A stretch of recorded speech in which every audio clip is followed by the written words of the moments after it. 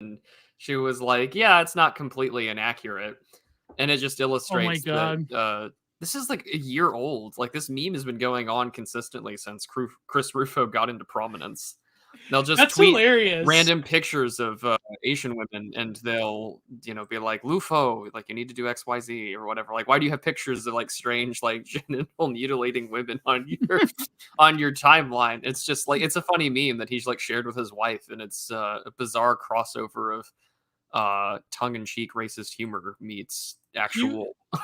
yeah, can you imagine like having a wife and sharing your like memes of you getting griped? Like that's that's you know what's I feel like a lot of people, like a lot of the E-right will overlook that with Chris Rufo because of the good work he does.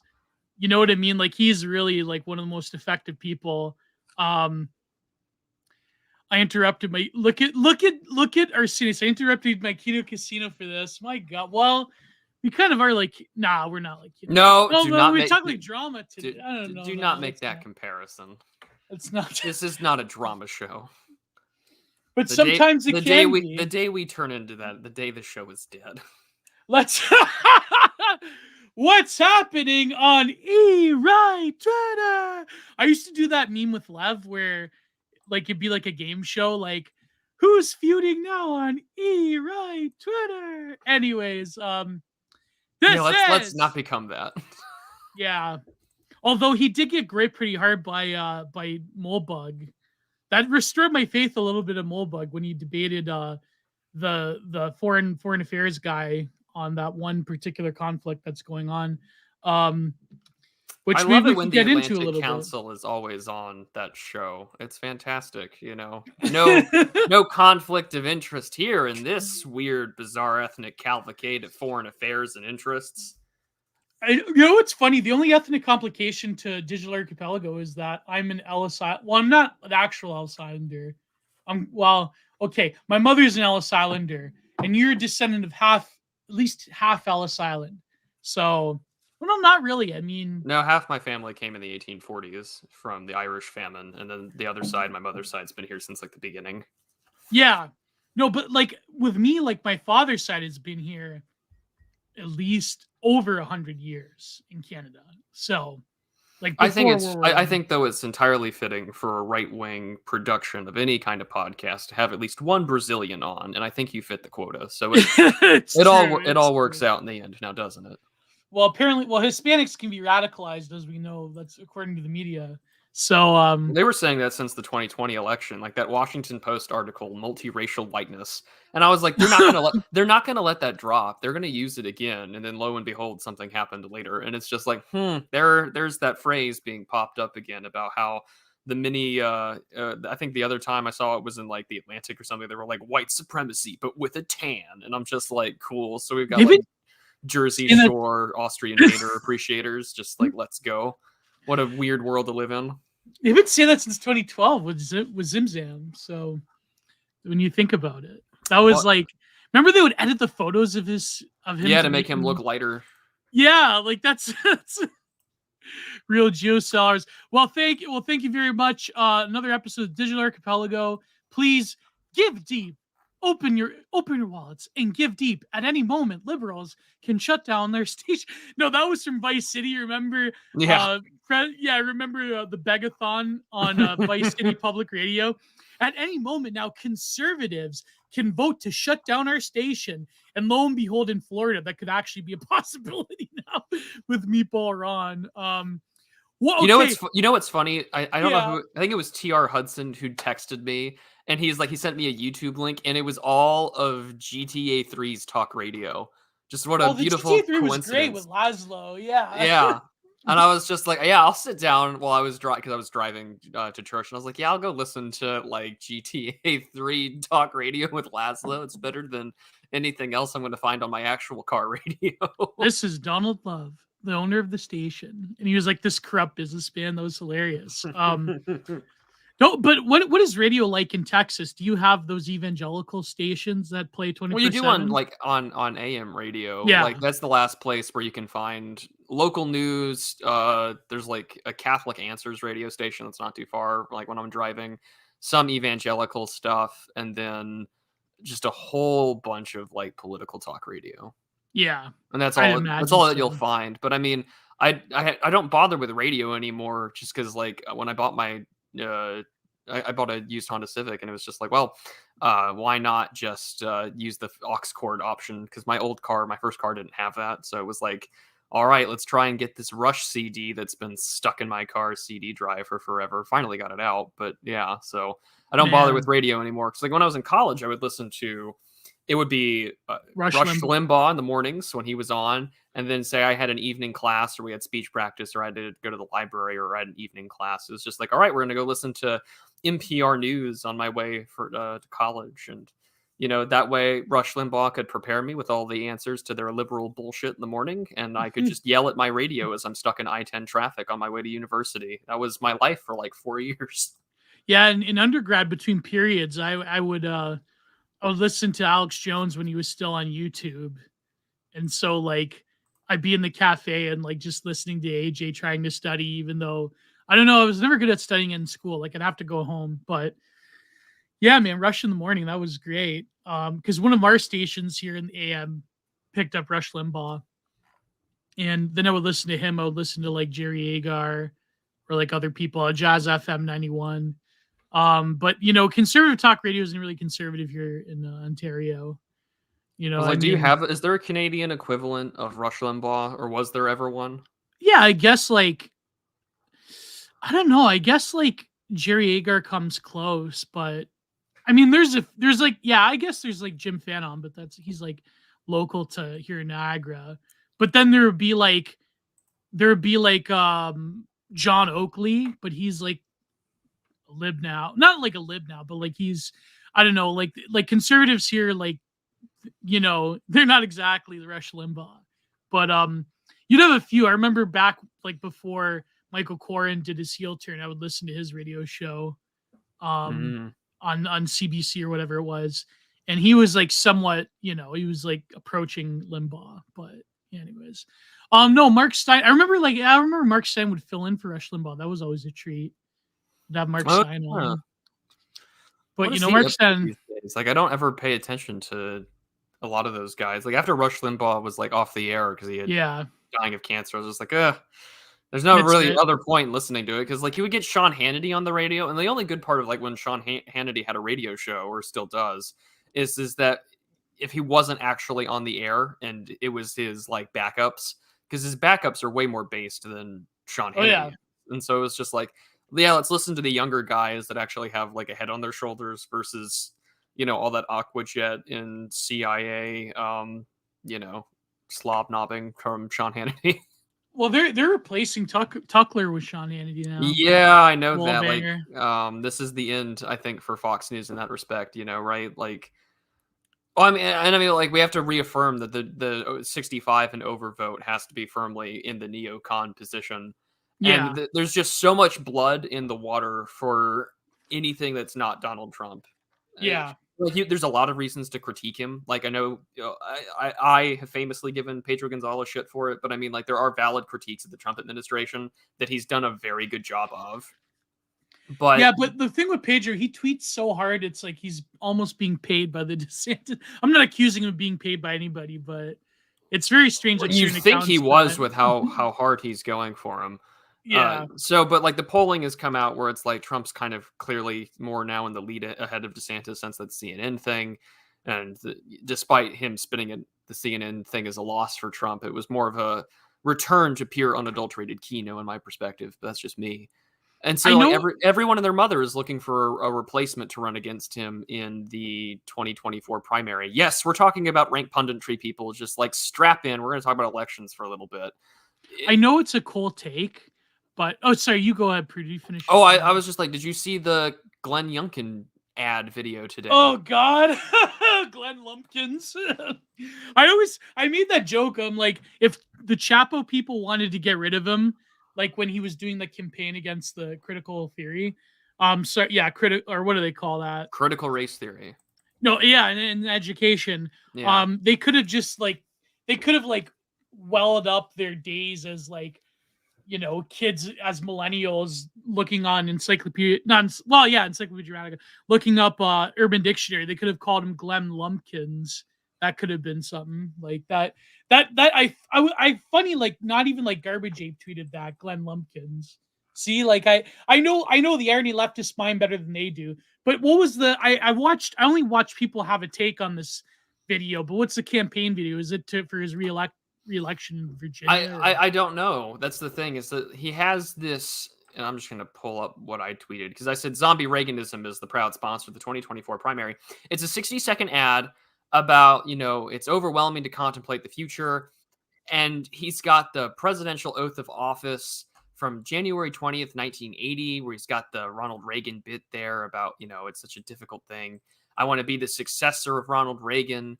And that he's referencing the time for choosing speech that he gave back in 1964 with Barry Goldwater. And it's a disaster, because it's just like, we're going to show off like a Eurojet fighter, America. And all at the end, it says the spirit of Virginia. And, and that's what we got here. And so there's so much blood in the water, I think, for a non-Trump candidate to run in the 2024 primary. This is why you see all this like contemplation from the media and the powers that be about things like Asa Hutchinson, Ron DeSantis, Glenn Youngkin, Mark DeWine from Ohio, like these middle of the road, John Kasich types that are supposed to run. And it's just like, Kasich. I mean, Glenn Youngkin, for all of his faults and all of his issues, which I'm sure there are plenty to raise. I don't know how well the state of Virginia is doing, but it's like, that's the first Republican governor in the state of Virginia in decades. Nova and immigration has turned that state entirely blue, and it used to be rather competitive. You can just look at like earlier race when Mark Warner was running. And so it's just like, why would you run for president? Other than, like, I don't think you can replicate at scale the narrow things it took you to win that election, because he was behind the polls until all the CRT stuff became the central focus. And he managed to build this weird, like, cross white, but then like Ethiopian immigrant, like, bit community alongside Asians. Yeah. To win the race and cross the finish line. And so it's just like, I don't know if you can replicate that on scale for a nation. And then secondly, like, no other candidate outside maybe DeSantis, just because of his national profile in the media, like, no one's got the infrastructure to raise that much money to run a campaign or an election. And so everyone's just kind of like foiling around, seeing what's going to happen. But zombie Reaganism will be a very proud sponsor of the 2024 primary debates in the GOP. God. And I look forward to it. But that's what I mean. Like, that's such a losing strategy, because like no millennial, like younger millennial or Zennial or Zoomer, like really cares. Like they went in it for Trump, you know what I mean? Like, Reagan is sort of like an older mythology to them, to like the Republican voting base. And those people are going to be dead in 30 years. So I don't know what's going to happen. I mean, like, here's a cool take. Like, I mean, the thing is with Youngkins is that even the media like treats him like he's a secret fascist or whatever. Like, it's really weird, like the dichotomy after the Trump era. Like, I know this is like a cool take, but it's really funny, like, seeing after like the discourse around the town hall that Trump did on CNN, how like, oh my God, like CNN is like, I can't believe this like dramatic right wing turn where like CNN is who was it that said it? It might have been like, I don't know, it could have been like that Mehdi Hassan or whatever, where it's like, CNN is profiling white supremacy on stage, and it's like, this is a state of exception. It's like they're dredging up this like state of exception lingo with Trump, and it's very funny. It's very hilarious. They want a state of emergency. I mean, what other than do you want? Like, you want a sovereign that's going to say like what Biden is saying at that like HBCU talk he gave. It's just like, this is the number one threat to the national security and national integrity.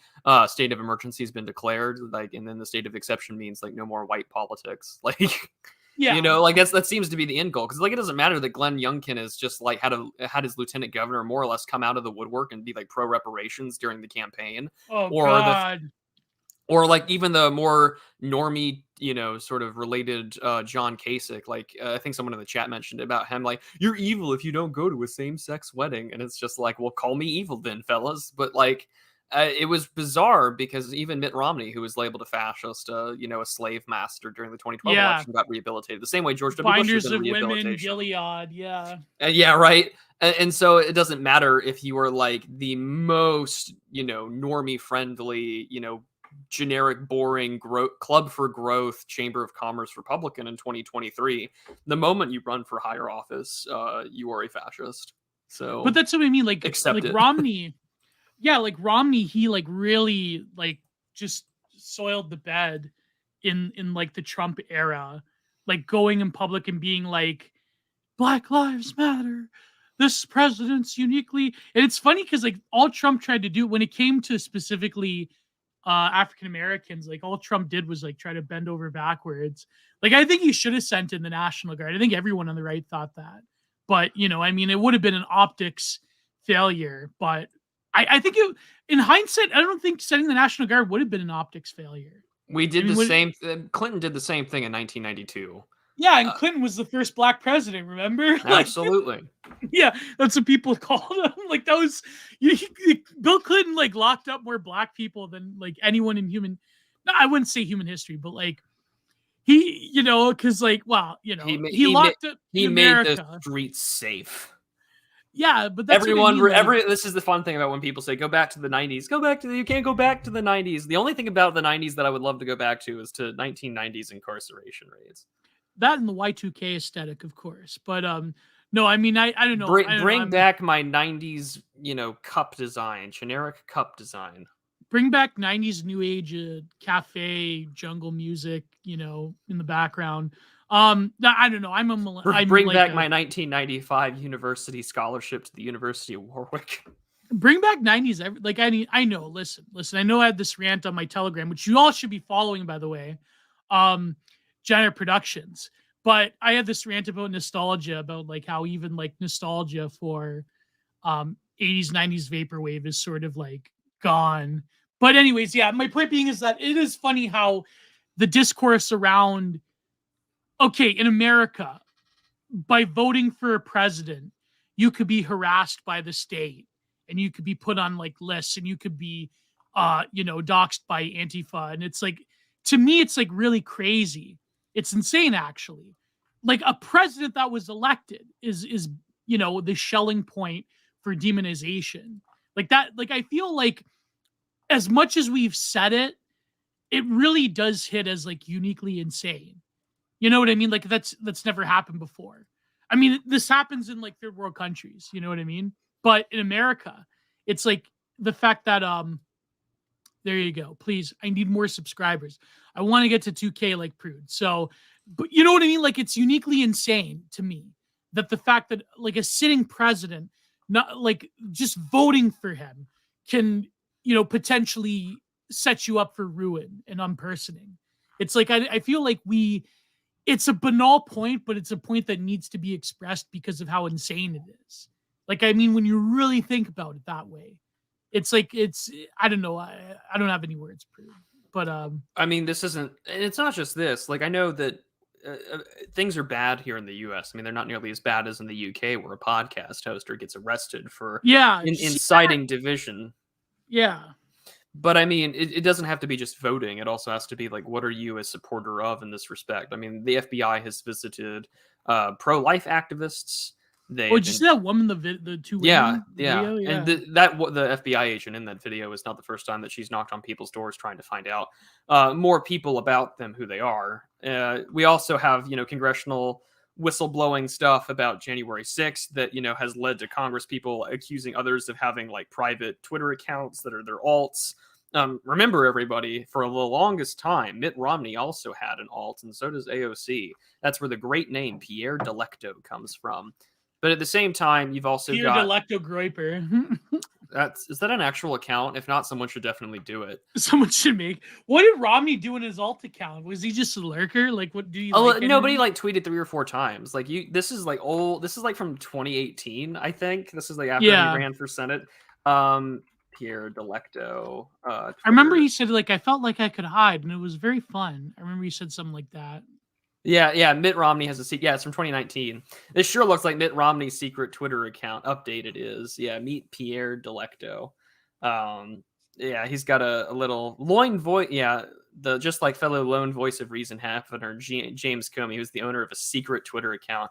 At one point, Coppins asked him about the Mitt Romney hashtag, impeach Mitt Romney hashtag on Trump, that Trump tweeted into.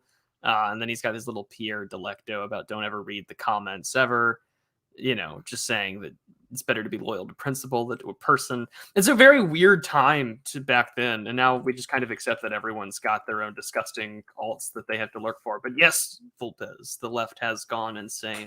I need to actually put that on my images here for profile pictures.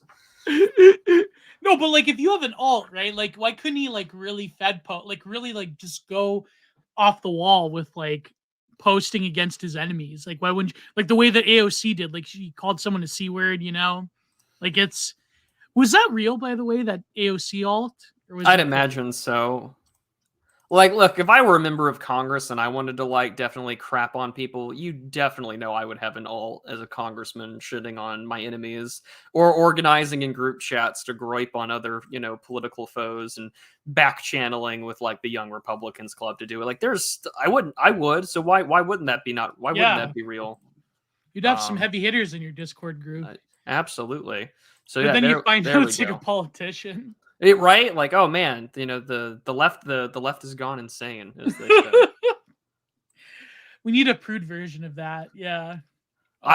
Okay, so I said this in Patrick Casey's chat, but for the longest time I thought I didn't know that this was like a wholly separate meme. I've only seen it in a political context, and I was like, is that Patrick Casey's face like photoshopped into this eagle thing? No, it's really YouTube. No, I know, because I went on to knowyourmeme.com to figure it out like an absolute moron. But I was like, wow, Patrick Casey's got some dedicated fans to go make this ridiculous eagle thing. The left has gone insane. But no, it's just from some YouTuber about Photoshop. I know the geocord is coming. Listen, it will come, Volpe. Like it'll come. It's just that I have to organize some stuff. That's why I didn't have an episode of Content Minded this week, just trying to get through this like one particularly long chapter in my book. But yeah, hopefully everything will. But in the meantime, you have this Telegram where great memes can be found about t-shirt design. Yeah, go to my Telegram. Exactly. Like that's in great rants as well. That's where I keep it off Twitter.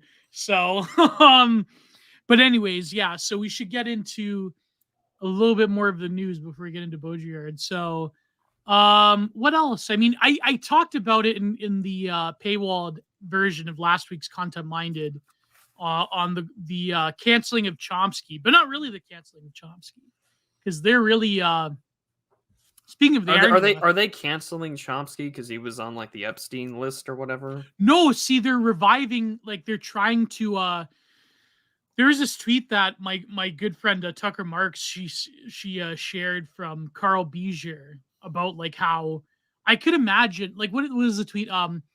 I can imagine Chomsky being totally innocent by association with Jeffrey. So it's like they're trying to play cover for Chomsky, obviously. Oh yeah. So, but I mean, I don't know where it's going to go, but apparently, according to one journalist that was pretty high up with glow in the dark CIA people, said that like Chomsky, like his wasn't like a small association. It was like actually pretty over the span of years. So we don't know what happened. I mean, yeah. But no, Volpe, listen, for Volpe, if you want commentary, go to my Telegram for that one. So Chomsky, yeah, I don't know what's gonna happen to him. I think like they're still probably gonna like just pretend that nothing happened, and he'll still do his podcast circuit. He'll still go on what's that woman's name? The one that went into him? Hannah Black. So. Hannah Nicole Jones or something like that. Something like that. Yeah. He'll still go on Amy Goodman Democracy Now. He'll still go on various other podcasts. They'll roll him out of the retirement home to do his podcast. There is that one with just that one picture with him and what's her name? The young, what's her name? That's Anna so Kasparian. Helpful. Thank you. Okay. The young jerks. Anna Kasparian. Yeah, so they'll still roll Chomsky out to do his bit with Anna Kaspar, and that was a hilarious image, by the way. He looks like Methuselah next to her, and He is proof of she's political necromancy. Just like we can yeah. keep this guy alive as long as humanly possible to trot out our safe, edgy leftist talking points. Well, they apparently Dianne Feinstein has also been rolled out to That woman is 90 something years old. She should yeah. not be. How old is she actually, Diane? We looked this up a while ago. She is not 89 years old. She Whoa. suffered 2 complications. She suffered more complications from illness than were publicly disclosed, says the New York Times. Senator Dianne Feinstein, whose recent bout with shingles included contracting encephalitis, is frailer than ever, but she remains unwilling to entertain discussions about leaving the Senate. When she arrived at the Capitol last week after more than a 2-month absence recovering from shingles, she appeared shockingly diminished. She's appeared shockingly diminished for like 30 years, sweetheart, but okay.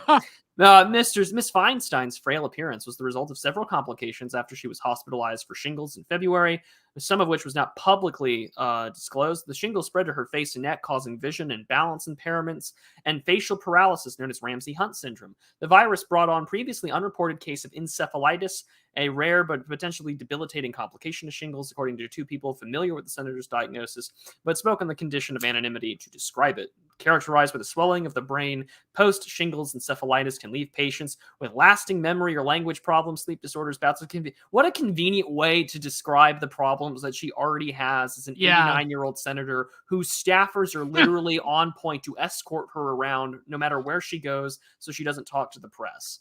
Like, what a convenient explanation for the fact that this woman is already senile at 89, and her and Chuck Grassley need to fucking retire. Didn't they wheel her up to the They did. Senate, and then she's like, where am I? Didn't she say that? I think so. Where am I, Dianne Feinstein? I'm just going to make sure.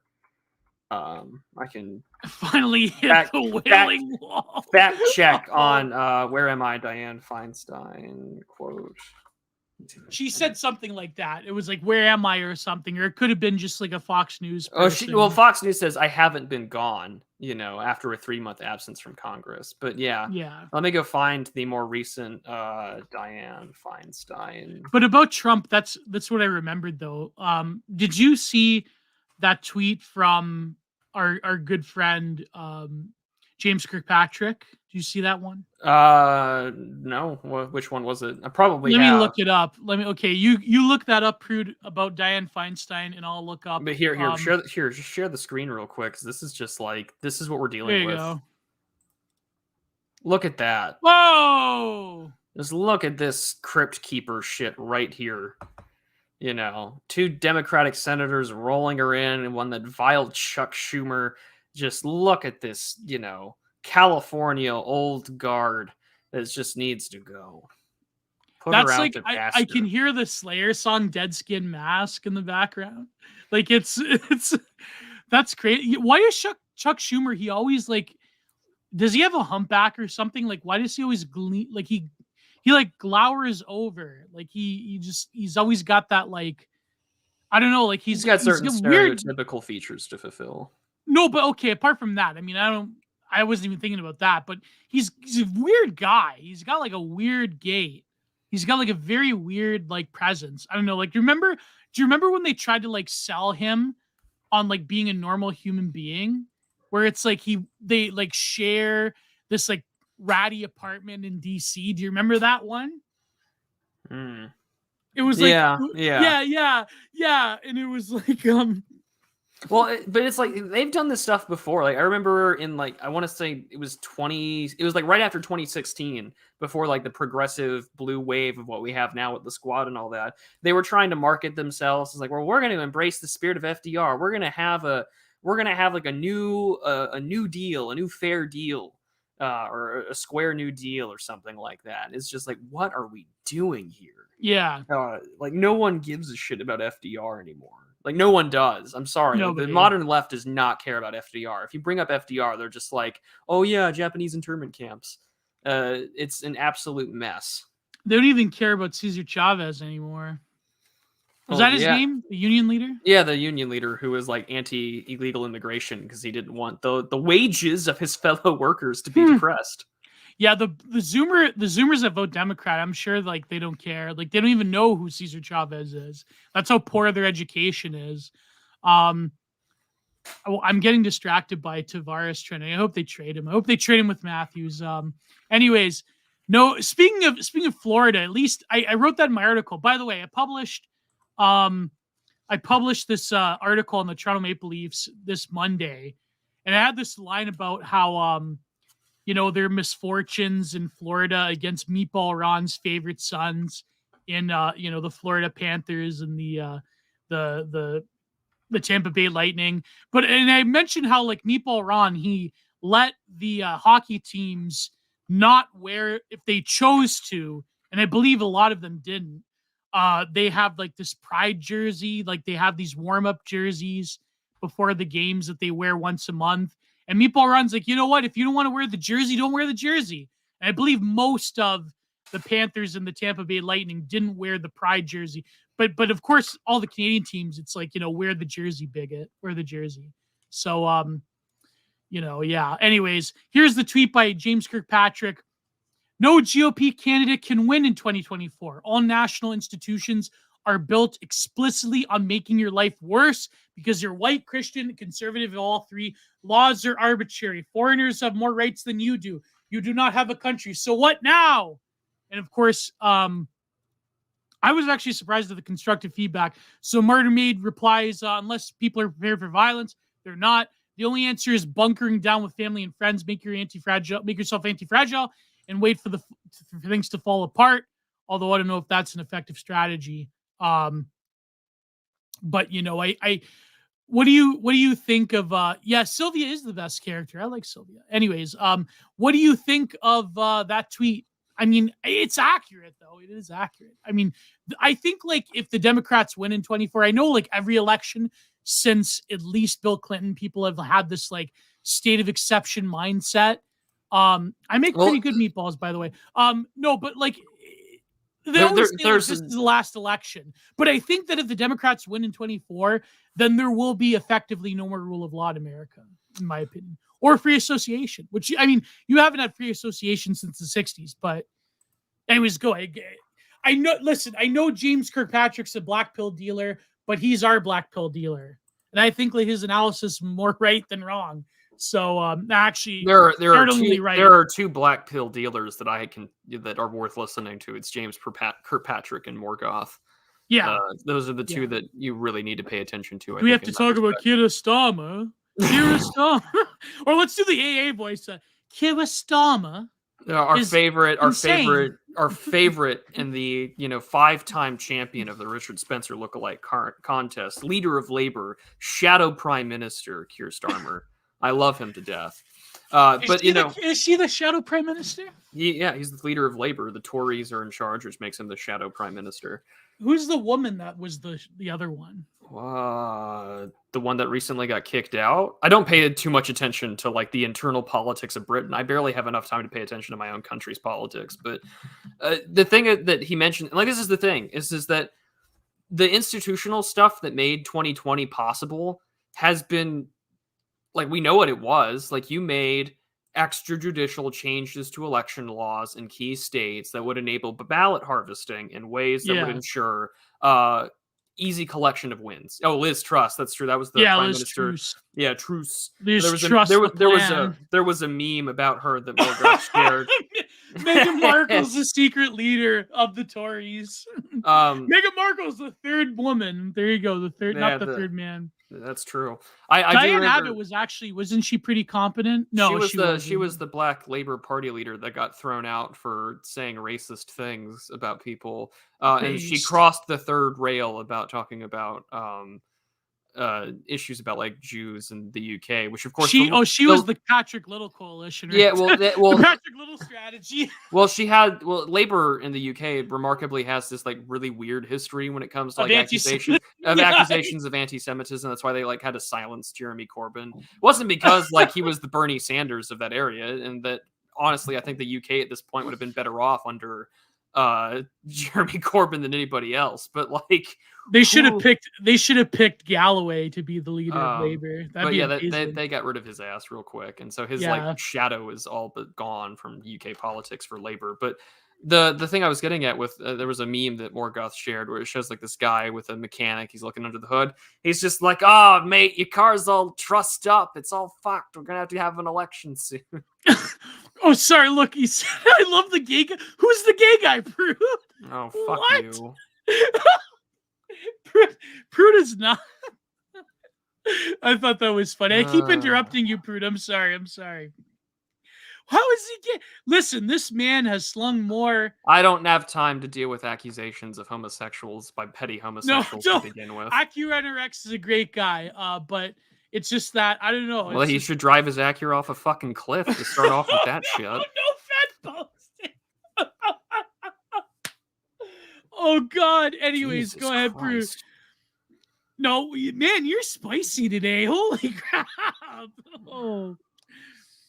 Oh, sorry, Prude. Sorry. You're fine. No, it's just I saw that like I just saw. I know. Like, I read chat as well. No, but then I saw the second one. I'm like, who? I'm like, what? I'm like, what?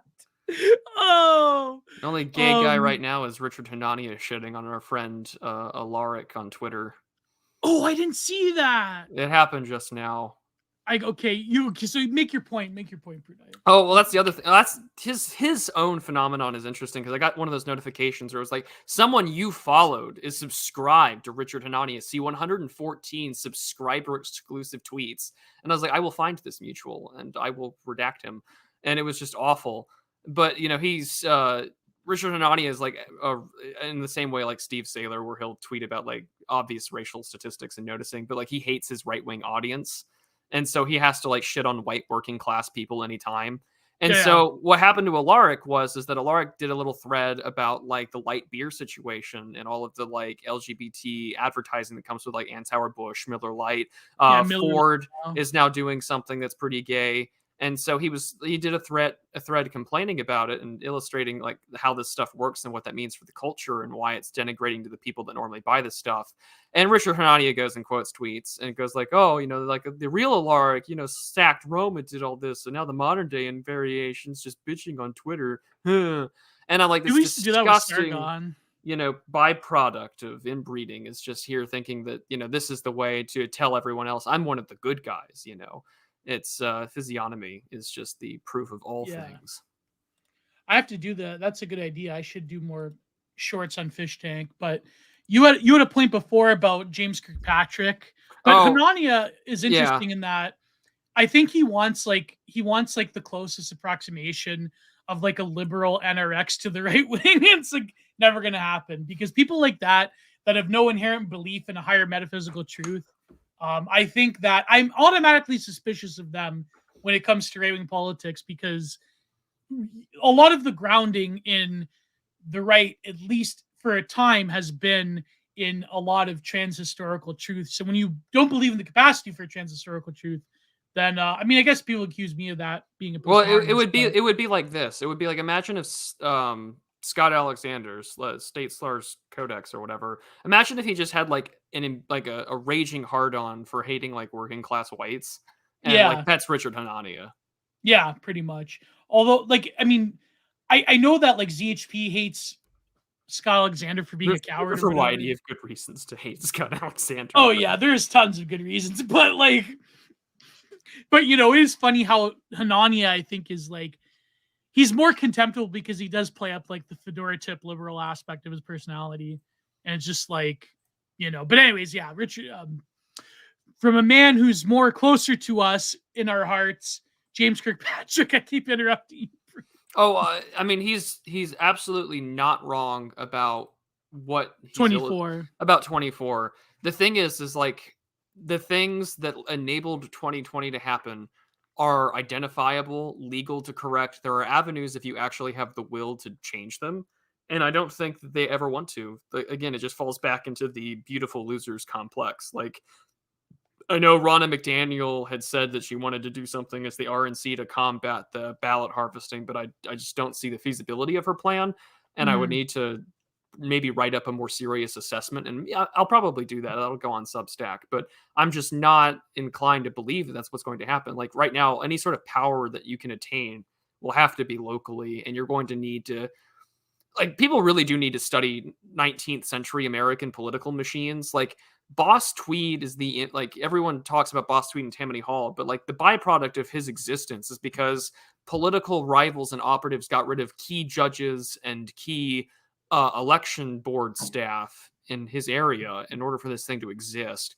And us so if you have, Italians gutted Tammany Hall. Remember yeah, that? and so if you have the capacity to start, hosting, or having your guys in places like the boards of elections or things like that, then you have a lot more power than you realize. Like in the same way, to shill. I talked about this with our friend Boniface Option, Pastor Andrew Isker, which you can go on my channel, listen to that conversation. It's about an hour long, and he was just like, really, if you wanted to, you could lobby your city council to pass a city ordinance with the city attorney to say like public displays of like pederasty and sodomy are illegal, and like it can't happen on city limits. And like, and if you have the county judge on your hands who's on your side, then that's easily accomplishable, and you can do this in small towns. The question then becomes like, do you have enough guys that can be willing to put the legal work in to do it? And that's always the challenge. And right now, the vile and dirty game of electoral politics, like I just think about, well, here are the clear demonstrable ways in which these things can be corrected. But then again, you have people like Jenna Ellis or Rudy Giuliani that are like, actually, no, here's the proof, and not focusing on the real problems that existed, which were extrajudicial changes to the election code to enable widespread ballot harvesting in key states that were needed to swing the electoral vote in Biden's direction. Simple as. Yeah. Yeah. It's funny because I remember I added you in in a Sentinel of the Grave tweet about like how Abbott could have stopped illegals from going to school in Texas, but then they didn't. But apparently there were, in at least the southern states, a bunch of ordinances that you could have enacted and changes to a lot of law, like pedagogy, education laws, that would have effectively made it incredibly difficult for illegals to enter the public school system. And I wonder, like, because in Canada, that's the way it is, by the way. You can't be an illegal and go to school or seek healthcare or whatever. Seek Canadian healthcare. But well, illegals could do that. Yeah, well, maybe you could, like, I didn't see your response, though. Like, is that true, though? Abbott could have stopped it, but then in Texas, it just didn't happen? Like, what happened? Texas has a lot of, like, there's, like, a legal superstructure that Texas has a problem with because not all executive authority is centralized to the governor. So you have, like, this weird sort of pentarch system where, like, there are 5 other, quote-unquote, executive offices that are spread throughout. And so you have that issue. And then secondly, like, he's got a weird relationship with the attorney general. So like Abbott would need to coordinate with the AG of the state to ensure like he could be willing to defend his actions before a federal court. Because if he does this, right, like every law it would open about, the I mean, it opens every aspect of it's a legal challenge that I don't know if he would win. And what's even more terrifying, right, is like, let's say he did it, and then like the federal court rules actually know civil rights education, like civil rights law about, access to education also applies to illegals. Then, oh boy, that just more or less is the death knell of the country, because now taxpayers are subsidizing illegals for everything. So I don't know, but like the Texas GOP is also, and we've talked about this before on other episodes, where you have like the aura of like the Bush style, good old boy, Tarrant County style of money flowing in from Fort Worth and elsewhere. And they don't have a problem with that respect. And so you have that. You have the fact that Trump kind of killed the Bush dynasty. Even George P. Bush, Jeb Bush's grandson, is no longer in office and does a bunch of like Club for Growth stuff. And it's an absolute disaster. And just like, you look at the Young Republicans Club. I mean, like the CRs in Texas aren't nearly as bad. Like I have hope for them, but like the Young Republicans Club is a disaster. They're chaired by people that want to have like Trumpism without Trump, which good luck with that when they're constantly counter signaling anyone that wants to move in sort of a more like anti-left direction. So like there's a lot of structural problems that exist in here, but also like the GOP in Texas acts like it's still 1998. George W. Bush is in the governorship and that the Democrats are never going to win an election again. Whereas the ongoing rate of demographics changes, immigration, and the sheer polarization of like suburban white college educated women to the left has moved in a really Oh ridiculous yeah. direction. No, but like the fact that you even have to like debate illegals going to school, like I understand the Democrats would probably, if they were to enact these ordinances that would go off like, like a string of fireworks, like, firecrackers, it would go off all over in especially southern states. It's like the Democrats would obviously frame it as like a civil rights issue. They would frame it as like another Jim Crow, like desegregation, which just makes no sense whatsoever. Because like literally people who have by fiat and by illegal means entered the country and have benefited from the American system. It's like I just don't understand how even like we're at the point of debating like should illegals seek services? Like not even Canada does this, right? I mean, of course, Justin just makes them legal by fiat, but it's like still in theory, in on paper, most countries throughout the world do not tolerate this stuff, but America has to, which is really insane to me. Like literally, the left has gone insane. It's just like I don't Yeah. know. Especially in Texas. Prudent is 6 feet. What? How tall are you, Prudent? I'm 5', 5'11" whereabouts. 5'10", 5'11". I'm 5'10". Oh, we're almost the same height. There you Yes. Same birthday, more or less same height. Kind of all works out in the go. end. Yeah. But no, that's insanity. But anyways, what happened? Has recently been going on in the news? I haven't been paying attention that much. Well, Apart like from it's just sort of a weird like society of spectacle bit where it's just like Twitter is just this never-ending feed of like knives in other people's backs in regards to Twitter accounts, constant new videos about why you should never relax around a certain demographic. There's also, I know the NatCon thing is finishing up in the UK to very mixed results. There's some people that are like, do you have the courage to love your country enough to tweet under your own name? How can you say that in the UK when like people are arrested for silently praying in front of abortion clinics? Like, look at all these dismantler phenotypes at my national conservatism conference, bro. How dare labor accuse us of being anti-Semites when half the people there are, how dare they? Whoa. But at the same time, I think there's also what is going to be happening is that I think our friends from Dave Martell and the Biz Archives are going to be at BasedCon this year. So where is that? This will be here in the U.S. and it will be in attendance to. It's BasedCon is a gathering for authors and fans of science fiction and fantasy. Whether you've never been to a con before or a frequent con goer who is tired of woke propaganda, BasedCon is the place for you. It's September 8th through 10th, 2023 in Grand Rapids, Michigan, and it will be highlighted by one of the most well-known people ever in sort of the video games community and now programming and VR design, John Carmack. So, he's up there as a list of guests that are going there. And I think our friends are going from the Biz Archives, or some people are going there. So if you're into that sort of stuff, I'd say go. I mean, it'd be kind of cool to meet John Carmack, to be perfectly honest. That's just me. Are you going? No. I'll be going to the U.S. event in Nashville at the end of next month, where I'll be speaking there, and I'll be giving away some fun goodies and things to mutuals and patrons that I meet there as usual. I'll be giving a speech there alongside Dave the Distributist, Radical Liberation, Stephen Carson, Aaron McIntyre, Charlemagne, and a few others. It'll be a good time. But it's in September though. Like, I mean, because Michigan's not that far away from me. I think like Grand Rapids is only like. I was about to say that's probably closer for you. Let me Grand Rapids, Michigan. Let me just go do a quick. How long does that drive? I gotta 5 hours for you, maybe. Like, for me, like because like I just crossed from Windsor into Detroit. Yeah. Let me go see directions. Let's see.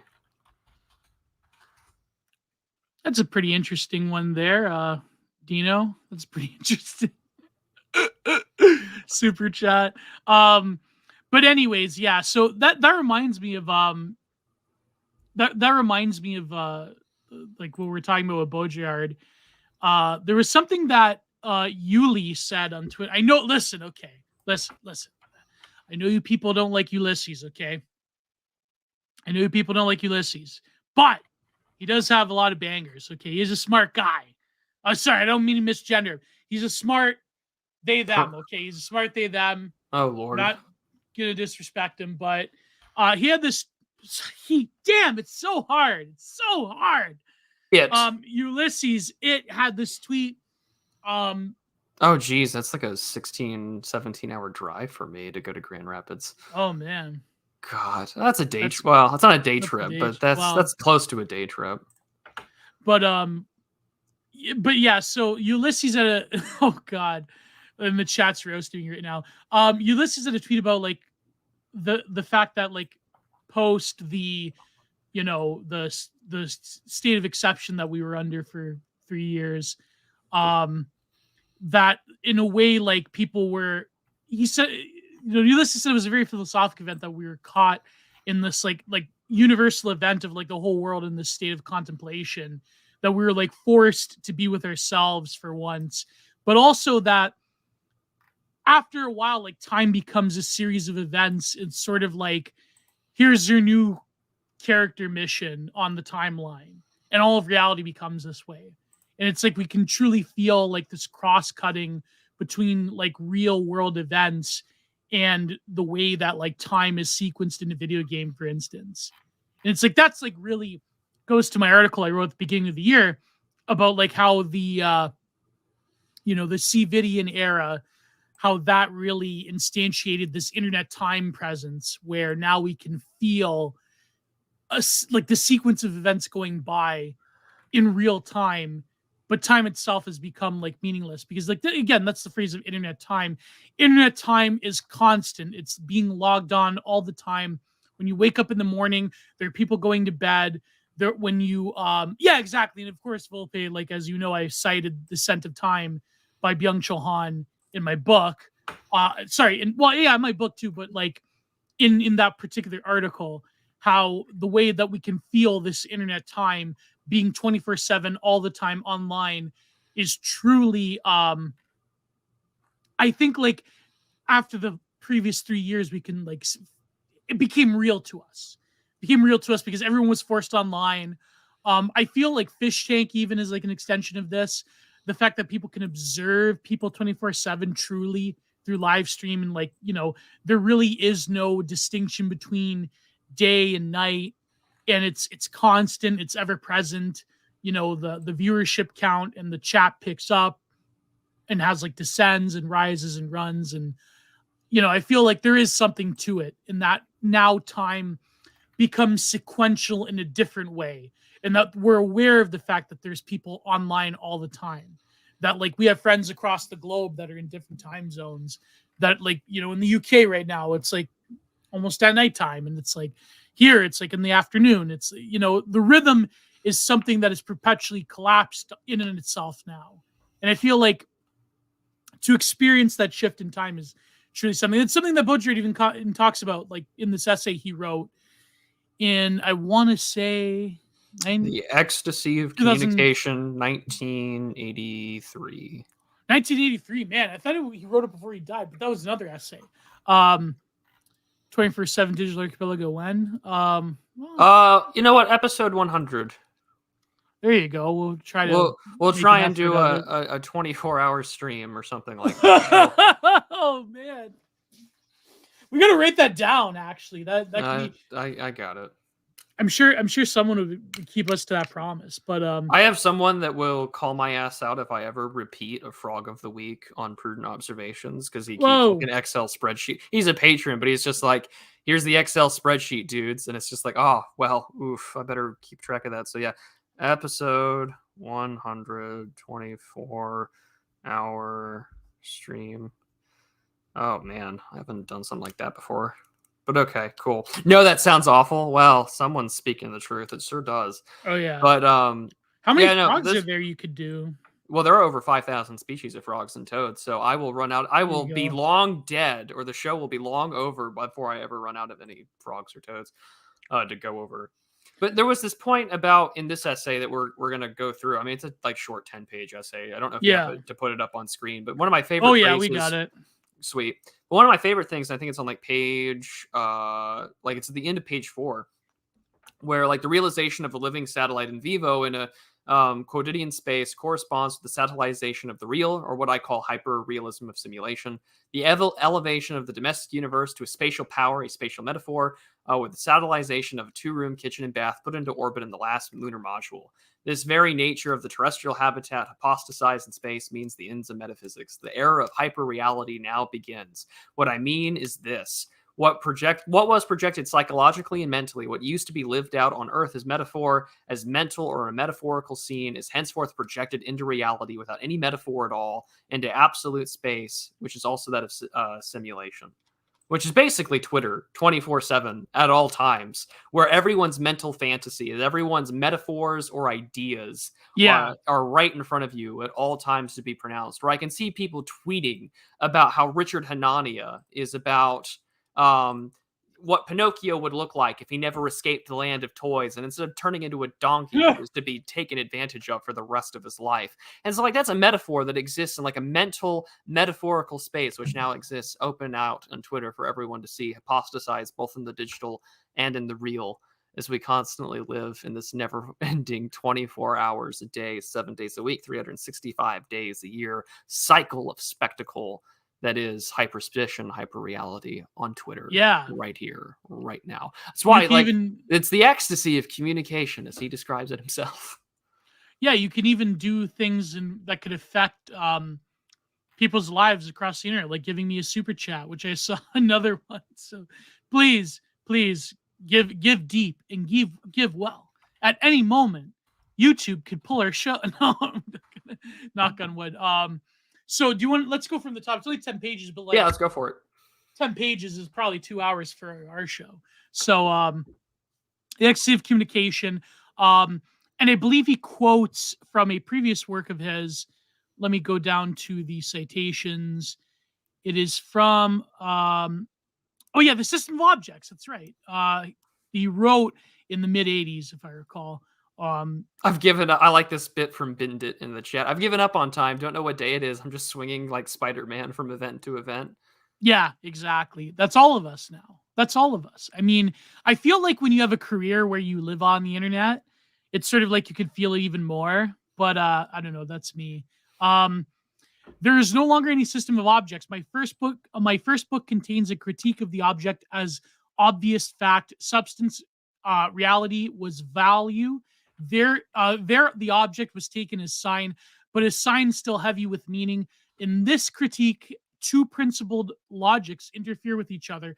A phantasmic logic that refers principally to psychoanalysis, its identification, projections, and the entire imaginary realm of transcendence, power, sexuality, operating. Ooh, I can't even say that word on YouTube. People censor that word now.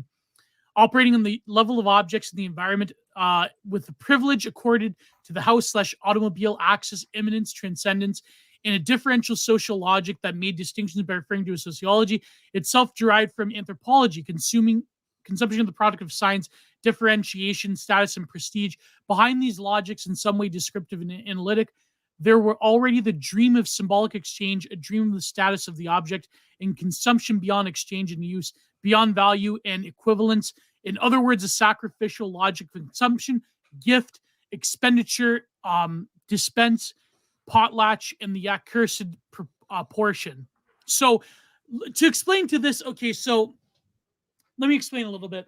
This comes from Baudrillard's essay on symbolic exchange that comes out of his book, The Reign of Signs, right? What is it called? The oh god, it's about symbolic exchange. So he's basically critiquing the Marxist notion that the object is permeated with value, with use value, right? So to take this through, the object is now expanded to having all of these other significations with it of gift, of symbolic value, of sentimental value. The object is expanded beyond merely the labor value that you put into it. He's critiquing he's using very ancient sources of meaning when it comes to, for example, tribal societies that have their own notion of symbolic exchange, right? So here in North American indigenous people, the Iroquois have wampum, for instance, right? He's saying that beyond use value, the symbol becomes deterritorialized into all of these other forms of value, right? So you have here, he says, house automobile access immanence and transcendence. So the immanent plane of your house being a source of dwelling. But as we know, when Baudrillard talks about America and its obsession with the automobile, you have this weird form of transcendence as well, that the automobile on a flat plane carries you to these different levels of signification and of meaning. And America's built upon that, right? So here he's saying that you can extend this metaphor of the dwelling of the house, which is eminent, which is immediate to us, and the transcendence of the car to now this burgeoning internet reality that we're living in. That's a basic meaning of it. Differential. Although in 1983, he's referring more so to a televised life. Yeah, exactly. And about satellites and communicate, like, very, to us, the emergence of 24-hour news cycles and coverage. Yes, exactly. In media as well. And so here he's firmly like cemented in the boomer television reality, right? So but you had a commentary on that, Prude, about I was just highlighting the timing of when this came out. Oh, yeah, of course. So I'll read the Dream of Symbolic Exchange, which came from Symbolic Exchange and Death, which was one of his later books. And I'm trying to find exact definition of symbolic exchange, but I believe it's like a mode of so yeah, here we go. This is a Oxford reference. Symbolic exchange from John Baudrillard's theory of model or of exchange was existed prior to capitalism, in which goods and actions that have no intrinsic value are exchanged for purely symbolic reasons. Is performative in this respect because it is in fact the fact of the exchange being made that is socially significant in a symbolic exchange, not the nature of substance of which is exchanged. Is so-called primitive societies, exchanges had to be made in a way that did not oblige the receiver to reciprocate and thus incur a debt, like wampum, right? The perfect gift was therefore a useless or purely symbolic gift. When the gift is symbolic in itself or useful, then symbolic exchange is extinguished and the twin motors of capitalism, exchange value and use value, take its place. So this is a critique that Baudrillard's making of basically of Marxism, of orthodox Marxism. And so now you have symbolic exchange that takes place on the internet now. So for example, think of like NFTs being a form of symbolic exchange. Think of on Fish Tank giving Josie a plushie. That could be a form of symbolic exchange, although that does have real money. Apparently it's $400 to give Josie a plushie. Did you know that on Fish Tank? I'm not watching. Man, I'm happily missing out. It's been wild, man. It's been wild. Did you see the Frank Castle bits? No, I'm not paying attention. Oh boy. Yeah. So apparently it's $400. It's almost $500 actually to give Josie a plushie. Good Lord. So yeah, this opening bit has a lot of meaning in terms of what he's setting up for in the Ecstasy of Communication. So in a certain way, with all still exists, yet in other respects is all disappearing. The description of this whole intimate universe, projective, imaginary, and symbolic, still corresponded to the object status as mirror of the subject. So, in other words, any object still has a relation to subjectivity, right? But as we know, the object is dying to be this abstracted hyper object, this thing that has no relation even to the people that generate it, right? So you can see this with communication. And in turn, the imaginary depths of the mirror and scene, there is a domestic scene, a scene of interiority, a private space, time, correlative, moreover, to a public space. The opposition, subject and object, public and private, were still meaningful, right? So back in the day, before the planetary nature of telecommunications, right, there was still this meaningful distinction between public and private. And this was like the basis of Enlightenment liberalism and so forth. But now we no longer have this wall between the public and private. Now they become one. So, and you can see this nowadays. You can have an invasion of the outside 24/7 in the palm of your hand. Of course, he was talking about television, but this was the era. We've only expanded that now. Yeah, exactly. These are the reasons why I find all this stuff. Maybe it's also sunk cost fallacy, because I read a whole bunch of this in like university, and I want to find some way to justify the fact that I've got it and that I use it, and that's the way that it works, right? But I mean, yeah, exactly. The other thing too is that outside of, say, Baudrillard's understanding of public and private, I mean, we also see this in the way that power has grown. I mean, public and private is now nearly nothing more but a nice lawyer's dodge in the description to how we can see power operate. This is why I think de Jouvenel, again, another French writer and thinker who would go from liberal to ardent anti-liberal to sort of like this weird leftist later in his life, understanding how power evolves, and that the public-private distinction is a great way to mask in which the machinations of power are used to ensure that you silence any kind of outside potential challenger to the regime by either having them on there, or that you bring about people to, like, the low class. Like, we see this on Twitter as well, like a great example. We have to get the low Bs, we have to get these leftist Antifa accounts to ensure that, we have to mass report these media personalities. We have to mass report businesses that are going to say no to lawlessness, or that says no to baking the cake. That's why they keep targeting the same guy over and over again in Colorado. No, exactly. I mean, it expands power into the private sphere, to which there can be a like sort of legally stated exception. I mean, this has been like the whole thing about woke capital. That's why it's so brilliant in a way, right? You can extrapolate power into the private sphere, to which, because especially in American system, there is like literally no. I listen. I know I sound like a 2000s Occupy Wall Street person, but there is no legal protection from corporations in America. Speaking of Mitt Romney, corporations are people, my friend. Like, that's, you know what I mean? I know it's like a corporate speech is free speech, my friend. Yeah, exactly. It's just like treating corporations as persons endowed with legal rights can do all sorts of things. It's just the problem is, like, I know it's like a gotcha politics and political left to say that, well, conservatives are, they're pro-capitalism, but not when it affects them. It's like, well, actually, there's an older tradition of the right that I believe you could even trace back to Jouvenel talking about this, like how, like, even Spangler talks about how free enterprise will ultimately undermine a lot of civilizations' artistic and cultural and even scientific output. Disney pulling out of a $1 billion development office complex in Florida. 2,000 jobs were scuttled as they opted to move to California instead.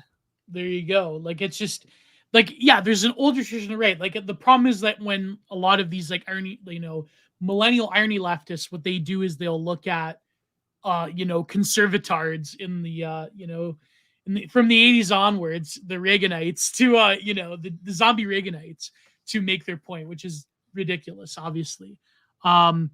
So but that's a good point you brought up about de Jouvenel. That's so also, like, and the object has no meaning when it comes to private and public distinctions. So the object of capital as well, the object of power becomes extrapolated. Oh, what were you laughing at? I was laughing at Volpez's chat. How does James Lindsay fit into this? Oh boy. Does James Lindsay love Ronald Reagan? No, but like other French postmodernist philosophers, he loves, sodomy. Oh yeah, true. So that's how he fits into this. You know what's funny? I love how it was trending. LGB without the T. Like, what's funny? No, without the QT. That was the thing he tweeted, or him or Vocal Distance had tweeted it. And I'm... No, but queer can mean anything, though. That's the thing. Like, that's why they put the Q in there, because in academia, it could mean, like, it's a sort of like an upending of relations between us, like, certain, solidified binaries, right? Like, male, female. Its archaic definition just meant, like, this is just how queer, right? Like, a little different from the norm, a heterodox position towards things. Now it just means, homo. Yeah, exactly. Or it means like non-binary or whatever. I mean, it's just like I feel like, again, like for someone who tout, like, local distance, right? I've read the early texts of queer theory. It's like I can't imagine him going through, History of Sexuality Volume 2, Care of the Self. Just that, I don't know. It's just yeah, exactly, the heteronormativity thing. But it also means like academia, they'll mean like queering as in breaking through a lot of different like molar binaries. That's essentially like the meaning of it. But no, I just find it funny how these people brag about reading like these texts, but yet they either don't read them or they read it badly, or it's just like, like the whole debate about like LGBT without the T, that's been happening since like the 1980s in their own circles. Yeah, these fights are as old as like modern gay movements themselves. Yeah, like like if you watch documentaries, like the modern the turf thing is nothing new. Yeah, we've only gotten that far down the rabbit hole of like leftist progression that now it's in the mainstream discourse. Well, the L's wanted to divorce themselves from the G's. You know what I mean? Like that's an old rivalry that gets buried. Because of course, like the early turfs, they you know what I mean? Like they thought that they couldn't recognize male sexuality the way that, the lesbian experience is connected to it. You know what I mean? It's a totally different, totally different worldview, ball game. So it's like, the turf thing was like always there. And of course, like there was never love lost between the T's and the G's. Of course, like you would say there was the drag culture thing was the connector. But there was a time where I remember, like, again, when we get to episode 69 of Digital Archipelago and we review the second season of Kink, you could see this in the early 2000s in Canada, where there was the inclusion for the first time of drag, of explicit trans drag in these gay pride parades, in these gay events, in these burlesque shows, right? It's like this funny like inclusion of it on the ground floor. And I remember there was this publisher in Canada, we used to have this thing called Fab Magazine, which was the gay magazine, right? They're like, wow, this is the first time ever, and it's like it'll be like a niche thing. And lo and behold, I don't think that the gay and lesbian activists, they truly knew the extent to which the trans would overtake them. I don't think they realized it because it was like a novelty to them back in the early 2000s. You know what I mean? So it's like it's very funny from an anthropological lens when you see this like takeover happen. And yes, Louis Cachet, this is why you have to watch their own smut media to truly get a grasp on. I don't think James Lindsay could have, if he were to have watched Kink in the early 2000s in Canada, I don't think he would have got it. I think, oh my God. Look at Prude changing his I have to justify watching all of this disgusting smut. I have to justify it for research purposes. The only person that I know who's pulled this off is Ed Dutton, saying like, yes, I've watched some disgusting things for Has Ed Dutton watched disgusting things? He did a whole like episode with the research into like anime and hentai, and he's like, yeah, I had to do research. Whoa! But he's the most actual definition of like autism that I feel like he would be perfectly immune to that sort of stuff. Internet friend, I'm watching that for its anthropological value. Yeah, it's like saying you watch it for the plot, Gio. Jeez Louise. Gio's the Odysseus listening to sirens. Exactly. Yeah. I hope someone like has tied you to the mast of the ship to keep that from happening. Oh boy. Eichenwald. Yeah, the Eichenwald defense. But anyways, we're only on the first page. Whoa. Good Lord. But today the scene of mirror no longer exists. So again, remember Baudrillard always makes this reference to the mirror being a reflection of the same, right? So you could say that in the time of, well, he was referring to television being this weird cultural mirror that reflects the same, but it's a mirror that you have in your house. It's a mirror that everyone has. There's a screening network in place of the reflexive transcendence of mirror and of scene. There is non-reflecting surface, an imminent surface where operations unfold, the smooth operating surface of communication, right? The black screen. The black screen becomes all of life. Something has changed. The Faustian Promethean, perhaps in a Oedipal period of production and consumption, gives way to the proteinic era of networks, to the narcissistic and protein era of connections, contact, congruity, feedback, generalized interference that goes with the universe of communication. With the television image, the television being the ultimate imperfect object of this new era, our own body and the whole surrounding universe becomes a control screen, right? I mean, I know like the Black Mirror 1984, but well, I mean, this is, of course, back in respects to television. Your media is going to be a way in which the worst sides of you, and this is also 1983, so now you're getting like Phil Donahue, you're getting the advent of proper television that we would call like trash television is beginning to emerge. Robert Downey Jr. would come out, Morton Downey Jr. would come out a few years later. And again, right, we're talking about a narcissistic form and a pattern in which television is going to start controlling mass culture way faster than, say, the jingoistic press of the 1920s, 30s, or 40s ever could, way more than radio ever could, because now it's not just an auditory experience, but it's also a visual one, to where now that screen becomes a way in which communication is more universal. It's through body language, it's through voice, tonal inflection. All this is represented in a way now where anyone can be a part of it, and it's the perfect object of this new era. We're all controlled to the screen, and cue Mr. Francis E. Deck telling us about mind control, communist computer gods. But in 2023, right, like what is the ultimate form of a control screen? It is the phone. It is the algorithm. It is the very things in which we are addicted to that gives us the likes, that hits the runs about what might work for us. And here we are. But notice his use of the word proteinic, right? Like being the ability to rapidly change, or in a connector chain, the ability of proteins to cross-cut different amino acids, right? So feedback, generalized interference, narcissistic and protein connections. So before, media was in relation to a singular voice that was static. I mean, you could change radio stations, you could change newspapers, but here in the television era, in the universe of communications, now we have a sort of a growing narcissism of trying to suit the media that you're consuming with your own temperament and with your own identity. So here the image becomes something that it's, rapid fire. It's something, and I think like going into the internet age, this is like the sort of the groundwork of then what later will become in the internet, the ultimate transformation of yourself into a protein entity where you could just perfectly mirror your own self. For the first time ever in media, you can create things, you can consume things that are totally attuned to your own sort of self-image, right? So that's like startling in human history. It's never happened before when you really think about it.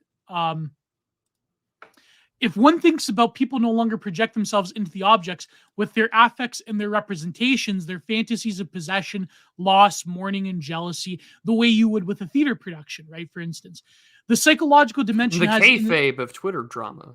Exactly, the kayfabe. It's like yourself, right? This it's all the work. Listen, they took the marks from the stands and they put them in the ring, right? They made them into posters.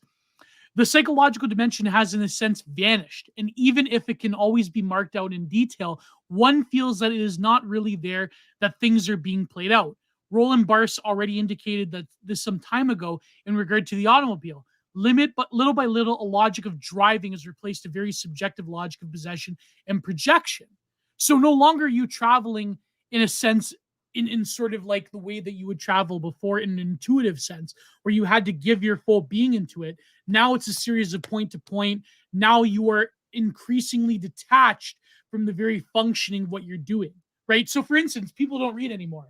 I mean, apart if you're like, some strange autist, then it's like people don't read novels anymore, right? Even the novel will get progressively bodied in our world that we're living in, because people don't have the sense of projecting your own self into a work of art or into something that you're doing. Now, increasingly, your own private imagination gets taken up into the very media that you're consuming, right? So television was like television really was the beginning of the end for the novel and for the play, because now you can have a series work that gives you a window into reality where everything's accounted for, where your own private space is no longer yours.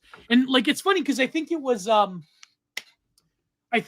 good friend, World's Greatest Dad, that tweeted, like, if you realize the extent to which people's own like private thoughts and narratives about their life are planted into them by like, glow in the dark controlled media through, Operation COINTELPRO, like through series and through like television tropes, it's actually startling how we're not going to make it. How people live this sort of reality viewed through the series and the things that they consume. Whereas something like the novel and something like the theater play or something like the work of art forces you to project your own self into them and to make sense of them on your own terms. Whereas nowadays, with hypercommunication, all of this is lost.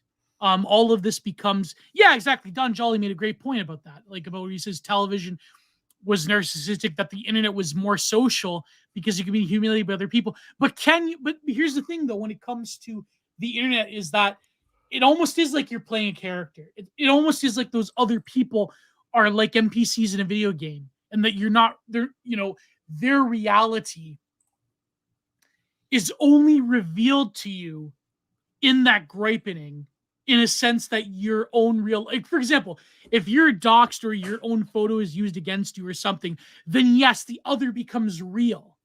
But they do lose that sense of reality because you do treat people on the internet like they're like NPCs in a video game. You know what I mean? So, And it's not like you're going to break people's programming either. yeah. Like, I mean, how many people? I mean, like just right now, like Richard Hanani has been ratioed by 5 different friends who decided to go after our friend Alaric. Very quick, very easy to do so, right? But I mean, for instance, the more recent thing about the city bike thing that happened with this pregnant white woman who's been called a racist and a thief and whatnot. Like our friend Pat Casey says this: a key test is whether or not you intuitively, without needing any evidence, knew that pregnant white woman steals bike from black teenager narrative was not only a complete fabrication, but basically an impossibility. And so it's like in this like 24-hour instantaneous welcome to hyper reality bit, like it doesn't matter that you can get griped or ratio, like people aren't going to change their opinions, and this is the way. Yeah, right, this is great. And so this is I think one of the bigger parts that you can find here. There's very little, like there's no logic that drives people to do XYZ. I mean, Twitter enables, and so the social media, the black screen of your phone enables the most base, raw, low IQ instincts to sort of just be the mastery and control and command. And again, optimization of all play of possibilities offered by cars, vector, and vehicle no longer as an object of psychological sanctuary, because we can listen to our phones, podcasts while we're driving. But now we become transformed, becomes a computer at the wheel, a drunken demiurge of power. Vehicle now becomes a kind of capsule, its dashboard, its brain surrounding the landscape. And like in the same way that our brains or our online personalities, we travel to different accounts, we travel to different spaces, we find ourselves engaging in different spaces of Twitter that we're no longer in a psychological safe space, and we're just driving a 2-ton guided missile, and we're going this way. You can smell this chat. Well, it's a mix of very good people and things like that. And so it's just like, again, imagine the smell. Yeah, thank God that this isn't Indian Twitter. Oh boy. No, but it's funny though that, like, when you think of it this way, I forget who said it. I think it was it may have been, oh god, was it Chris Ott, or was it it was some art critic that said, like, when you go to places, you're in like this photographic reality where people are just enjoying the fact that they're taking pictures of this historic landmark, or like a picture of the Mona Lisa when they go to the Louvre, right? So it's like when Baudrillard says over here about the car, the subject of itself suddenly transformed, becomes a computer at the wheel, not drunk a demiurge of power. The vehicle now becomes a kind of capsule. Its dashboard, the brain, the surrounding landscape unfolding like a televised screen instead of a living projectile as it was before. So it's sort of like when you go to a location, that location itself. Oh, sorry, it's Byung-Chul Han that said this. That when he talks about traveling, how the location itself loses its dwelling, in the sense that you're just looking at it as an object that you're at, that possesses no power. It becomes a museum object, the location itself. but it's one that you're not even enjoying. You're just looking at screens. It's sort of, oh, sorry, now I know where it's talking. It was Billy Corgan that said this on Joe Rogan, where it's like when you see fans taking a picture of you as a celebrity, or when fans are like recording a concert, they're not living the experience of it. They're just recording the fact that they've had this experience. It's like the second order thing. It's like taking pictures of fireworks. You're never going to watch those videos or pictures again. Oh yeah, exactly. I mean, there's You're people, just there's documenting the fact you existed, that you were there. Exactly. It's not for you, but for the other. And so, like Billy Corgan was saying, like people don't want to take an autograph. They don't want an autograph anymore. They want a selfie with you. In that, like, they don't want a marker of the celebrity. They want the full possession of I was in the presence of this celebrity, which is a different order than the autograph, which is a relic, which is like a sort of a cartography of experience rather than like a selfie of experience. A selfie opens up this different dimension to capture time. And so like he's saying that the vehicle even itself becomes this like object of experiencing life very like insularly. And of course, like, you know, the internet's even more of like this abstraction, if you will. Well, it's an abstraction, but also like very I mean, we lie to ourselves, right? Like no selfie is the first selfie ever taken, unless you're one of those guys that just doesn't give a shit, right? Because most men are not really big on taking pictures of themselves, lest you be narcissistic. But I mean, like, it's also a very feminine expression. With most feminine form of expression, right? It's not going to be a one and done deal. No one takes the perfect picture on the first try. This is why in every photo shoot, you know, you're going to select maybe 5 to 10 to 20 out of maybe 500 to 5,000 photos that are taken. It's why Instagram boyfriends are there taking multiple pictures of the same, you know, pose over and over and over again because of the lighting and she's going to pick it all, etc., etc. And like, it's the same way that we do it here. How many tweets get deleted or edited or changed or whatnot because we want to constantly do it. It's the same problem that like you have with like dating apps. It's just like you're now instigating, you know, you're trying to seek romantic or sexual partnership through a means and avenue which is not very hetero. Like like Grindr comes first, so it's just like we've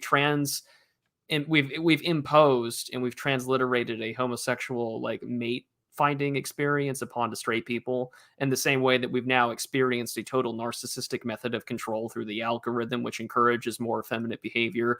And you've now become this little capsule in which it's not everyone can look inside the clear little plastic pill and see you. It's that you're inside the clear little plastic pill looking inside everyone else and realizing that you should be more like them, encouraging more this more narcissistic, keep up with the Joneses behavior to where you can have conversations with people about issues that you're very interested in or agree with and share similar experiences. And you're like, maybe this isn't good for me. And it leads into this very interesting way of control. And sometimes, there's actual ecstasy in communicating with people. It's nice to like call up a friend or meet someone IRL from Twitter and to chat for hours on end. But like, it's like what I always tell people, like when you turn the phone off at the end of the day and you see your reflection of the screen, are you happy? That's the question you should always ask yourself. No, you know what's funny about Grindr is that, well, that's actually a great question about are you happy? But what's funny about Grindr is that I remember like watching, it was the second season of Kink, and it was what was his name? Josh. He was like he was like this prawn company, right? And he was like fascinated by recording and cameras and the internet, and like that was his big, you know, thing. And he was an escort of the you know, the G variety, and he was like, you know, the thing is when you're doing escorting of that, you know, they would ask you like the series of questions would be height, weight, look, cut or uncut. It was like very like regimented. It was like, and that's where Grindr comes from. It's like it's got like the most basic stats of like here's a, you know, a gay hookup, right? And I'm thinking like to extrapolate that to like all relationships of like just basic stats. Like Plenty of Fish was like, what was the first big one? Was it Plenty of Fish? Right? Like the millennials? I think so. I mean, but this also kind of goes, and I mean, it probably even goes back even further, right? Because like, what are the raw basic details that you would share on? Well, like, there was ads, there were back page ads. Well, I was about to say instant messenger. Yeah. Age, sex, location. You know. No, exactly. Yeah, that's what I mean. Like, it's sort of like you're rendering yourself down into like a series of statistics. Like, yeah, exactly. It's a literal meat market. It's like Yeah. it's, you know, but the thing is, like, with all relationships being like that now, like I know there's like sites that purport to be a deeper, like you have to pay for, like eHarmony or whatever. It's just like, or I don't know, I guess Indian Bronson has that one and Justin Murphy has that other one. Justin Murphy wants people to get married, and I guess like that's a lot better than people on Bumble or Hinge whose models are very explicitly saying like our profit model, our business model relies on you not getting married through our services. Yeah. What's the one that the woman has to initiate? It's like that the would be feminist one. Bumble. Yeah, the Bumble. Like that's how could you be like a racist Welcome to Sadie Hawkins dating app experience, except they're all fussy women that are all bitching because they have to initiate and there's nothing good out there for them, I guess. But it also depends on where you live. Can you imagine being a human like Chud Jack and like trying to be on Bumble, the feminist dating service? It's like that. I always wanted to like do an experiment. Some people have done that for content where they like create a fake avatar, just like how graperous can you be in a dating app? But anyways, I mean, I imagine with how good AI has gotten with generating pictures of human beings, you could create one, right? And you just be like, oh, why don't use social media? You know, I'm a big privacy advocate. You know, I don't like the idea that these giant corporations could like, you know, take your photos and things like that. You know, I'd play it totally straight. And then from there, like, just see how many, like, you know, the AI that was and use ChatGPT to provide these little pick-me-ups and answers. And yeah, and then from there, right, like, you just start dropping, like, Adolf Eichmann quotes or something like that and just see what happens. Dropping Miguel Serrano quotes. Yeah, just see what happens. It'd be a fun little experiment for somebody. I'm not going to do it, but, you know. Flirt with a woman by dropping Otto Winnegar quotes on women. That'd be... Well, what do you think of the modern dating market? Well, you know, in Sex and Character, Otto, you know, I this is why the coffee shop needs to be taken back by the right. Yeah, this is where greatness can happen.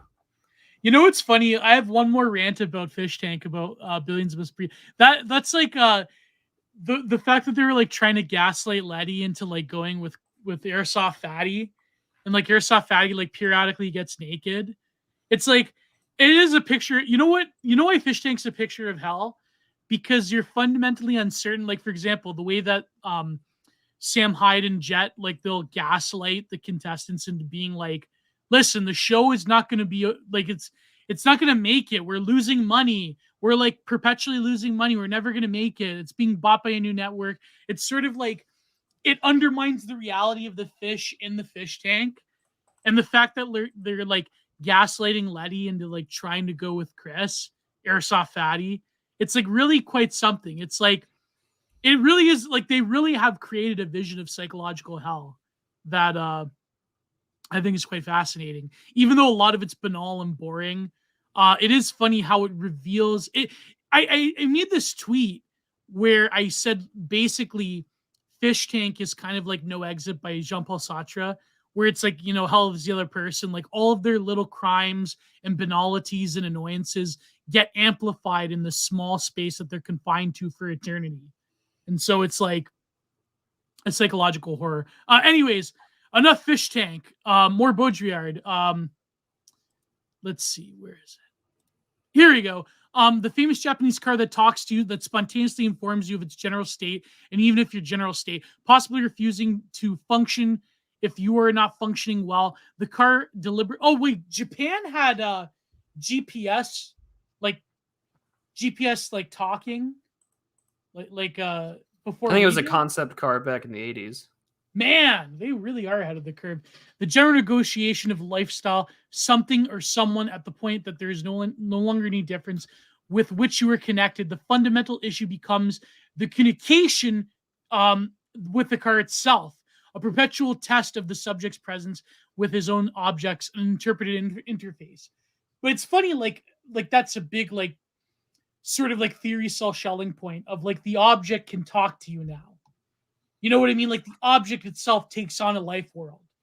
not just the significance you put into it. Is it the but here's where I might object. Is it that the object has the capability of doing this, or do we just assign value to the object and then we perceive it to talk back to us? No, it's a Kantian thing. It's like you are placing an order on that object the way that's what I mean. Yeah, exactly. Because it's just like, it's not, I get it that like ChatGPT can quote unquote talk back to you, but I mean, what is it? Nothing more than just an amalgamation of everything that's also ever been said, rearranged in a new order. Or in the same way where it's like, I know that like this, even like the Twitter space ecosystem, like, I assign value to it. It's going to respond in ways in which I perceive it, right? Like, I know I'm being a little solipsistic here, but it's just like, here we are talking about how we assign objects in ways in which they can respond to. I assign value to my wife, and when she talks back to me,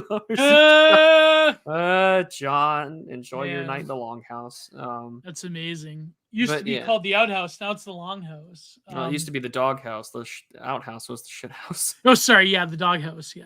Now it's but the, I now mean, it's the longhouse. but I like this bit. Each system, including no doubt the domestic universe, forms a sort of ecological niche where the essential thing is to maintain a relational decor where all terms must continually communicate among themselves and stay in contact, informed and respective condition of others and the system as a whole, where opacity, resistance, or secrecy of a single term can lead to catastrophe. Boy, oh boy, does that not sound like right-wing Twitter or what? He also predicted the smart home here. That's something. No, must continually communicate among themselves, stay in contact. Yeah. So it's essentially like stay in the GCs, retweet the good stuff. If you know something about someone else and you don't share it, this can lead to potential ostracization or being labeled as a fed, and people can go nuts about the resistance to a certain term or the resistance to a certain idea or memeplex can lead to catastrophe. And this is where I think partially the ecstasy of communication can lead into the war cry of communication, at least the war crime of communication. Yes, very. But that's the thing. Like, it's a constant reaffirming of doctrine in these like micro tribes on the internet, where it's like you have to constantly. It's like a religious obligation. Like it is some cult. Like you have to keep reaffirming like the gemmies, keep ignoring like the problematic aspects of people that are well respected. You know what I mean? Like it's just I feel like if you do have, like, here's a quick tip for people when it comes to online ecologies, right? If you do have something that people can like have over you or make fun of you with, I think it's probably best not to piss a lot of people off, because then they will use that against you. Or the capacity for people to ignore that negative aspect of yourself becomes waned it becomes thinner, right? And so people will eventually, like, if you press hard enough, if you like become an enervating force, then that sort of shield of protection will be lifted from you, right? So this is why I'm consciously aware of my own presence, right? But anyways, I think it's very interesting about like to go back to Kant for a minute. Again, another point that Ulysses came up with about Kant, like how the sort of subjective turn in philosophy where like the sort of arrangement and the rules that you place upon reality, that, as a transcendental subject, you are the one that gives meaning to, like, for example, time and space and measure, that is all within the framework of the understanding to Kant. That's all internalized.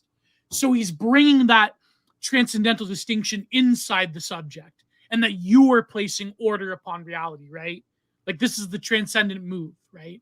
So when you think about it, now that you've placed significance in the internet with these non-objects, now you're sort of trying to force that order on the outside to where you are extending your experience into the aether, if you will, right? So that's like the basic move that even Baudrillard's saying, if you can extend your own capacity for arranging the elements of reality through your consciousness into the object, then this is something that by definition, Kant in the German idealist school could never account for, right? And you could even say that this capacity to intuit the object and to give it a sort of a form of ordering and recognition and faculties of understanding, that's like a weirdo philosophic move that's never been done, that couldn't even be imagined by someone like Kant or Fichte, which is like really crazy from a philosophic point of view. But it's like, you're dwelling on the outside of yourself, which is like, it's sort of like the stable Cartesian system's been disrupted. So, but anyways, let's go to private techniques. Do you want to read this part, Prude? Let's go for it. Sure. Because I get all cotton mouth if I read for a long time. Trust me, I can relate from reading the Psaltery Confession yesterday. Private telematics, each person sees himself at the controls of a hypothetical machine isolated in a position of perfect and remote sovereignty, at an infinite distance from his universe of origin, which is to say, in the exact position of an astronaut in his capsule in a state of weightlessness that necessitates perpetual orbital flight, a speed sufficient to keep him from crashing back to his planet of origin. The realization of a living satellite in vivo in this quotidian space corresponds to the satellization of the real, or what I call hyperrealism of simulation. The elevation of domestic universe to a spatial power, to a spatial metaphor, with the satellization of the two-room kitchen and bath put into orbit in the last lunar module. The very quotidian nature of the terrestrial habitat hypostasized in space means the end of metaphysics. The era of hyperreality now begins. What I mean is this. What is projected psychologically and mentally, what is used to be lived out on Earth as metaphor, mental, and or metaphorical sense, is henceforth projected into reality, without metaphor at all, with absolute space, all of which also is that of simulation. That last sentence is really what you need here.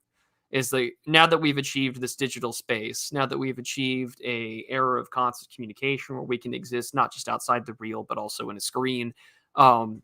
Anything that we have in our thoughts, we can tweet them out. Anything that exists within ourselves, we now exist purely in this hyper-real scenario, and it's been going on since the 80s. No, but the fact that also with satellites, you can project content and the sort of relations of content within your own psyche into the stratosphere, right? That you could like beam them out into a space that is not terrestrial. Like that's a huge significance. Like people don't really think of it that way. The fact that like there's satellites covering the Earth, the fact that communication and sort of like this noise is projected onto the stars now. And it's sort of like it can be an affirmative or negative sense. I mean, it can be affirmative in the sense that human agency is now projected outside of our own planetary condition. And that in a way is like a sort of whatever you want to say, that's a sort of like Promethean and vitalistic and Faustian, a sort of Faustianism that expands space. Like this is the essence of what Spangler talks about, is that this is the essence of Faustian man and expanding, creating space, right? I mean, the satellite's the ultimate symbol of this. But now people use it for ridiculous memes that don't mean anything. So it's like, but they have meaning to the people that are also existing within that same realm of the ecosystem or the same realm of the simulation. I mean, like that's the weird thing that we're in now is that this is why you kind of need to really be aware of basic group psychology, like, Bion or more recently, even like Haraway and stuff. Like you need to know how these spaces operate and how basic assumption groups can be easily changed almost in an instant, right? Based upon new information, new memeplexes, new responses to algorithmic changes and how the language evolves. I mean, this is what makes, like, people talk about like right-wing Twitter as its own independent space because it survived multiple bandwaves, purges, dramas, etc.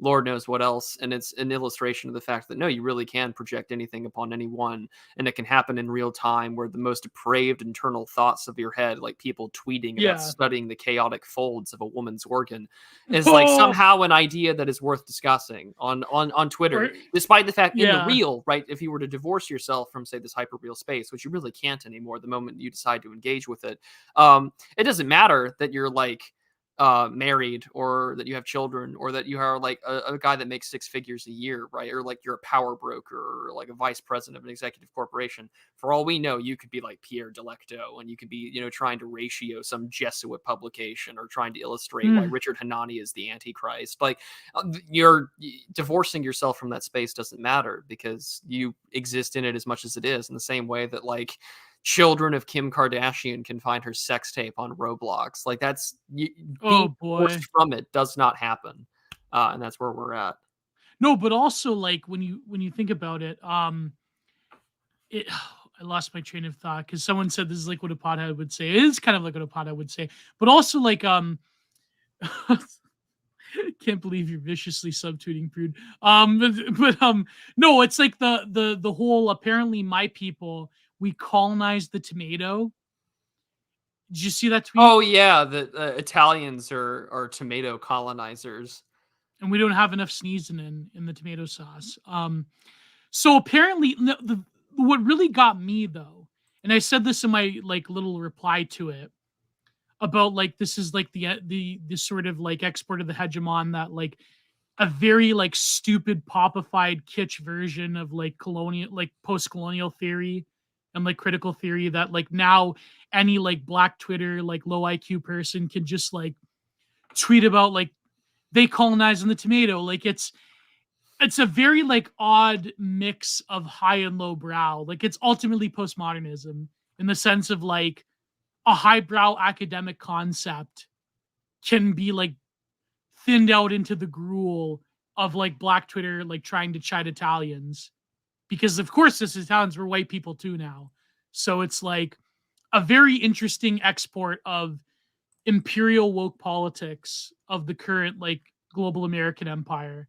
And it's very interesting how these theories can be bastardized to such an extent that they like are literally viral tweets that make no sense whatsoever, only make sense within this sort of like popified hip hop global discourse of like black Twitter. And it's like very interesting how this then gets picked up by like mainstream institutions.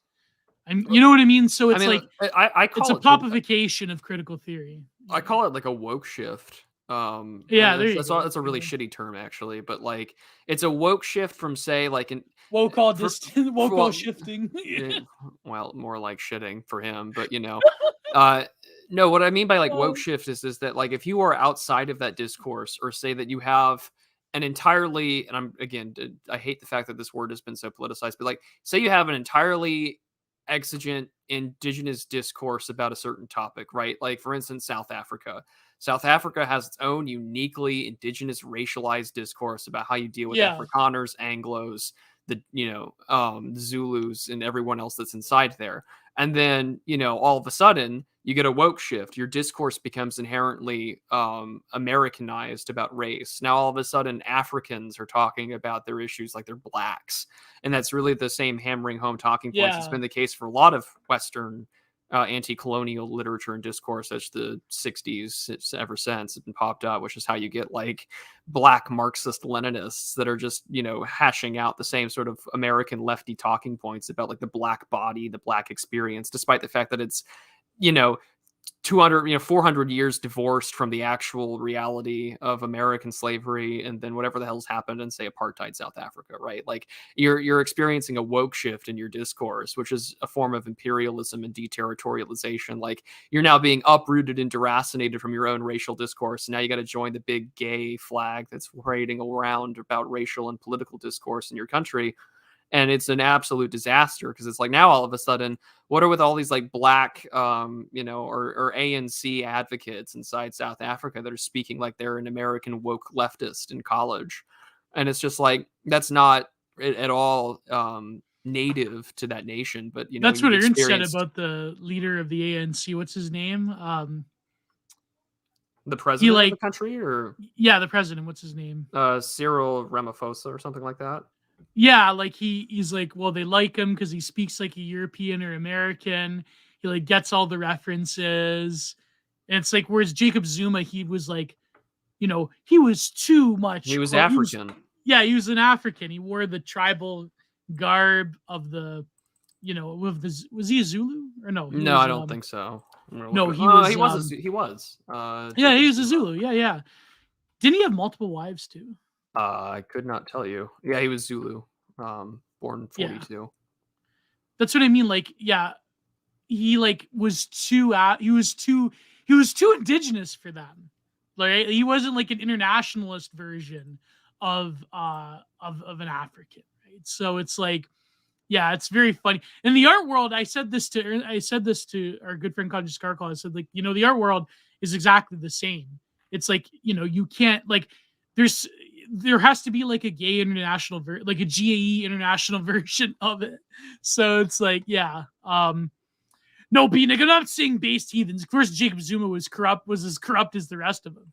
It's just that yeah, this is not an endorsement of him at all whatsoever. It's just an illustration of the fact that like you can quickly watch your own country's discourse around certain issues be Yeah. deterritorialized and woke shifted into like Americanized like leftist discourse over things. Like the USG is pursuing like what I would call a cultural victory in the game of civilization, where it's just like Oh if yeah. we can make everyone fags, like everyone's gonna be like, No. we've Oh got boy. it's queer democratic peace theory basically. If everyone has the rainbow flag, they're going to be too busy touching each other and other young people to never go to war again. And you see resistance to this on a metacultural space, but it doesn't matter when, again, all of your protest signs are in English. There's gay rights movements in various countries that don't really ever had that historically, where even in places where they would still throw you off a roof or stone you, they'll have them. And it's a disaster, and that's where we're at. That's like Afghanistan throwing out The like women's university. Yeah, like throwing out the textbooks. It's pretty funny. Yeah, but now they have to govern, and now they have to maintain it, and that's the real question. It's a little easier when you're fighting and popping off, in the mountains, and then retreating every now and then telling the Americans like, we're not going to go to the negotiating table unless the Chinese are there. It's a little different now that they have to govern, and it'll be very interesting to see how that holds up. Yeah, exactly. But I know they're getting pissed off at their office jobs, so maybe they'll have to like sell enough oil to the Chinese to get Chinese migrants to do all the work for them. Maybe You'll all be so lucky. No, but it was that one scene that Miles in his documentary was like the queer theory textbooks that they were throwing out. Mm-hmm. That was like they shut down the queer theater production in Afghanistan and Kabul. I'm like, oh my god, no! It's like, remember the viral tweet where they're like taking down the advertisements, the fashion advertisements of women. Yeah, that was like, and they were like, I remember this one journalist for the BBC was like, "This is the perfect metaphor. They're literally erasing women," and it's like, God, like, yeah, what are you trying to like win your like photojournalism Pulitzer by like taking the photo of them like washing like look, I want my Pulitzer. I want my 3 cups of tea money. I'm just like that journalist that took the photo of the Afghan girl. Was back in the 80s. Lord have mercy. It's funny because the 1980s was probably the first time Americans knew about Afghanistan. Well, right? Maybe. I mean, there's still, if you kind of knew about your Anglo history, probably not. Plus, there's maybe. I wouldn't say how much of America's knowledge of Afghanistan has been in the cultural memory. Maybe not. I don't know. Yeah, I wonder. No, I think because of the Russians, right?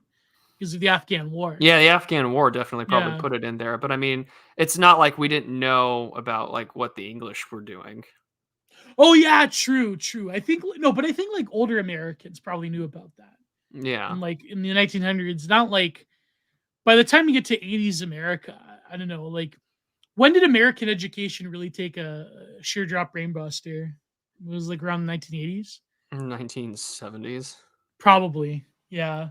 Like when did the stereotype that Americans became like dumb and culturally ignorant become prominent? Like, well, I guess I don't know. Mark Twain's famous quote that God invented war so Americans could learn geography.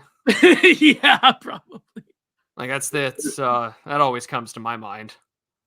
Yeah, probably. But because I wonder, like, where this perception that I think this perception that Americans were culturally ignorant was probably destined in the sense of the geography of North America being like detached from the old world and therefore detached from the need to concern in the sort of bodies of knowledge of Americans to concern themselves with like geography and history. Well, I mean, that's why that Nick Land point in The Dark Enlightenment I still think holds up about like the concept of exit is like the most fundamentally Anglo-American thing ever. Because it's like, what is the purpose then to escape the old world and to enjoy like our radical, like Anabaptist and puritanical interpretations of Christianity? And it's just like, why bother with the old world? It was meant to be an escape that had been like the echoes of like even as far back as the anti-imperialist movements in America during the Spanish-American War. It was just like, why would we do the very things that we told ourselves we weren't supposed to be? And you can hear that a lot in which was one big fat mistake, by the way. But yeah, go ahead. Or I mean, it's if you want to know more, look into our lecture with Christopher Sandbatch on my channel about the open door policy, because it gets into that in much more detail. That's what I mean. Like, what if America did like take Manifest Destiny seriously and just like administered South America like a huge colony? Well, tell that to the Knights of the Golden Triangle and what could have been if the Confederacy won. I guess, who knows? Wait, the Confederacy wanted to administer South America? I'm being a bit generalistic here, but I mean, there's the I think it's like the Golden Circle, Golden Circle or something like that, where it's like the Caribbean being a big part of it. But you also have to understand, like, it goes back even further. So, like, the really first time the Monroe Doctrine gets debated is like it's right before the Spanish, or right before the Mexican-American War, is like when President James K. Polk is like, there are white settlers being like attacked in the Yucatan to a point of extermination. We should just use the Monroe Doctrine, declare war on Mexico, or like, just impose military rule in the Yucatan Peninsula and save the white people. And it starts this debate about the original interpretation of the Yucatan Peninsula, but like a few years, like 18 months later, right, we go to war with Mexico. So kind of quasi gets settled. But American like political history over the Monroe Doctrine's a hell of a fun time. And again, I've lectured that before with my favorite contrarian and American historian, Mr. Sandbatch. So America basically pulled a special military operation on Mexico in the settlements. Is that what they did? We didn't do it. We didn't go into the Yucatan, but I mean, we would eventually go to war with Mexico later in the 1840s. That's what I mean. When you think of like the annexation of Texas and parts of California, that kind of was like America's special military operation. Like when you think about it, the Alamo was kind of like Bakhmut in a way. No, I'm kidding. That's a terrible joke. But I don't know if I'd make that comparison at all there, buddy. The Alamo is like Bakhmut. Well, no, in this case, America. Oh, Lord. In this case, Russia's winning. But anyways, I wonder, could we meme that? That's a crazy comparison. The Alamo was like the Bakhmut of its day. I mean, there's already enough like Russian there is like Russian influencers that like do put a tie to like the American South and Confederacy.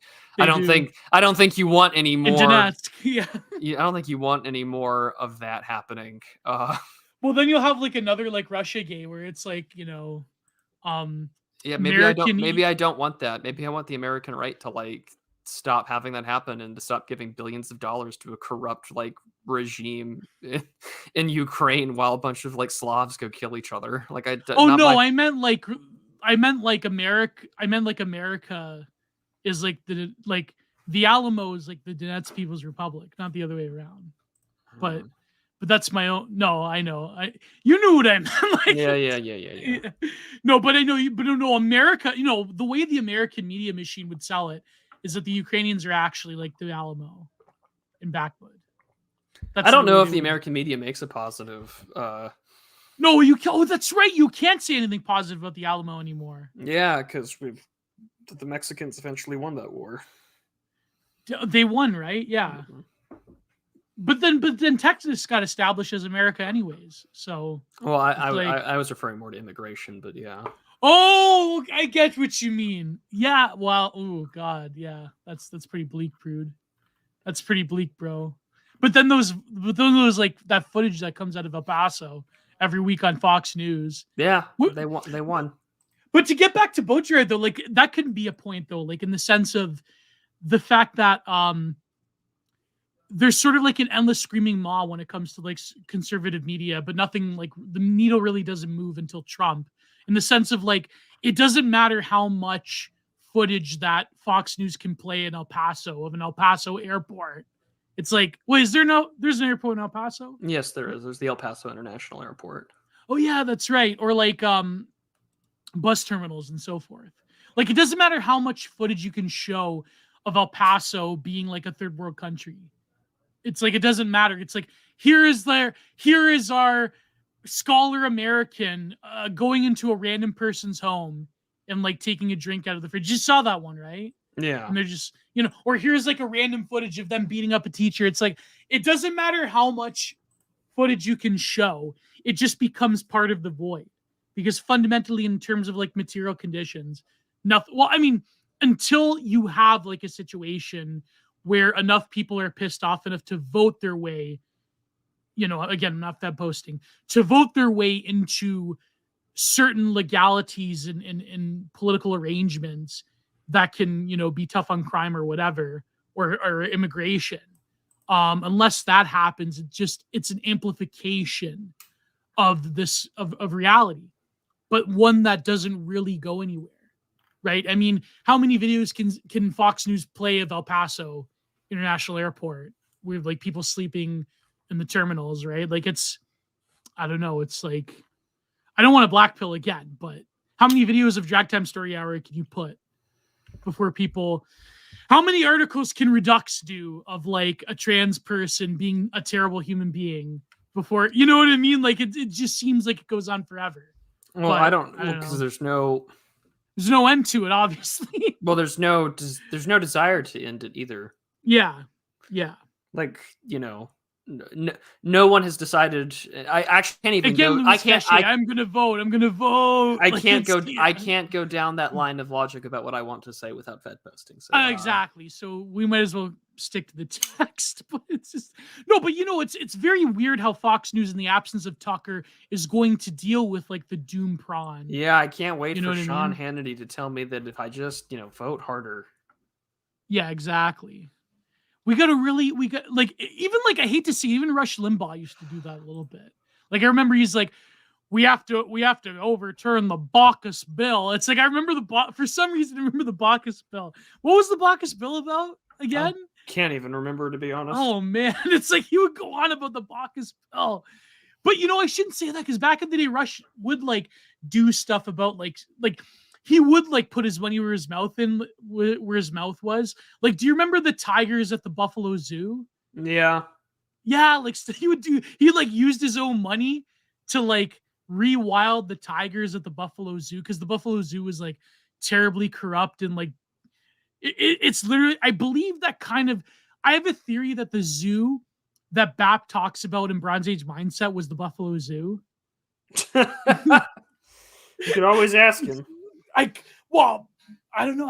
I could probably, but like, I remember because my old man, even back in the 70s, he would like go on like a field trip, and like, the Buffalo Zoo was terrible. It was like this dystopian nightmare of like this mangy lion, like huddling for warmth in the corner in like the Buffalo Zoo. Even back in the 70s, it was terrible. If any one of our listeners lives in Buffalo, is the Buffalo Zoo Buffalo Stew. Well, that's what they made the lions into. If anyone of our listeners is in the Buffalo area, is the Buffalo Zoo better now? Is it still going, or is it terrible still? Let's find out. Anyways, boy, our faithful New Yorkers. Yeah, defend your city bikes. Tell us about the Buffalo Zoo. Oh boy. Here we are, far from living room and close to science fiction, but once more must be seen that all the changes, the decisive mutations of objects in the environment in the modern era have come from an irreversible tendency towards three things, right? An ever greater formal and operational abstraction of elements and functions, and their homogenization is single vital virtual process of functionalization. So the television did this, the screen does this, and the internet, right? Displacement of the bodily movements and efforts into electric or electronic commands, the miniaturization in time and space of processes whose real scene, though we're no longer seen, is that of infinitesimal memory and the screen with which we are equipped. Did he not predict the internet? Did he not predict the smartphone here? And that's fascinating, right?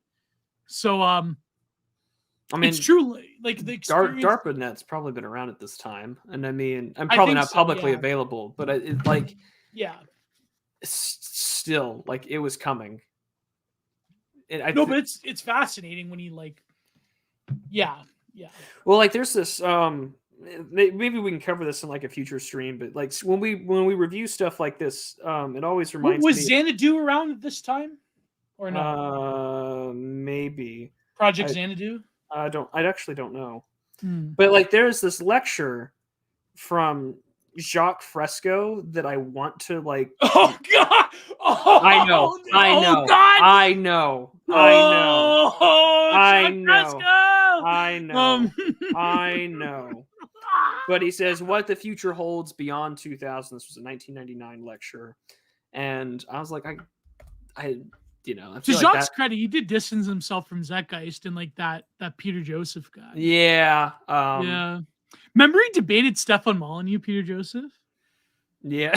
And like and he kept saying, your ideas are truncated. Your ideas are truncated. And Stefan Molyneux's like, that's not an argument. Like that's I remember that. I watched that live, I think. Anyways, go ahead. What about Jacques Fresco? Good times. I don't know. I just wanted to see like how well that's held up because it's like what the future holds beyond 2000.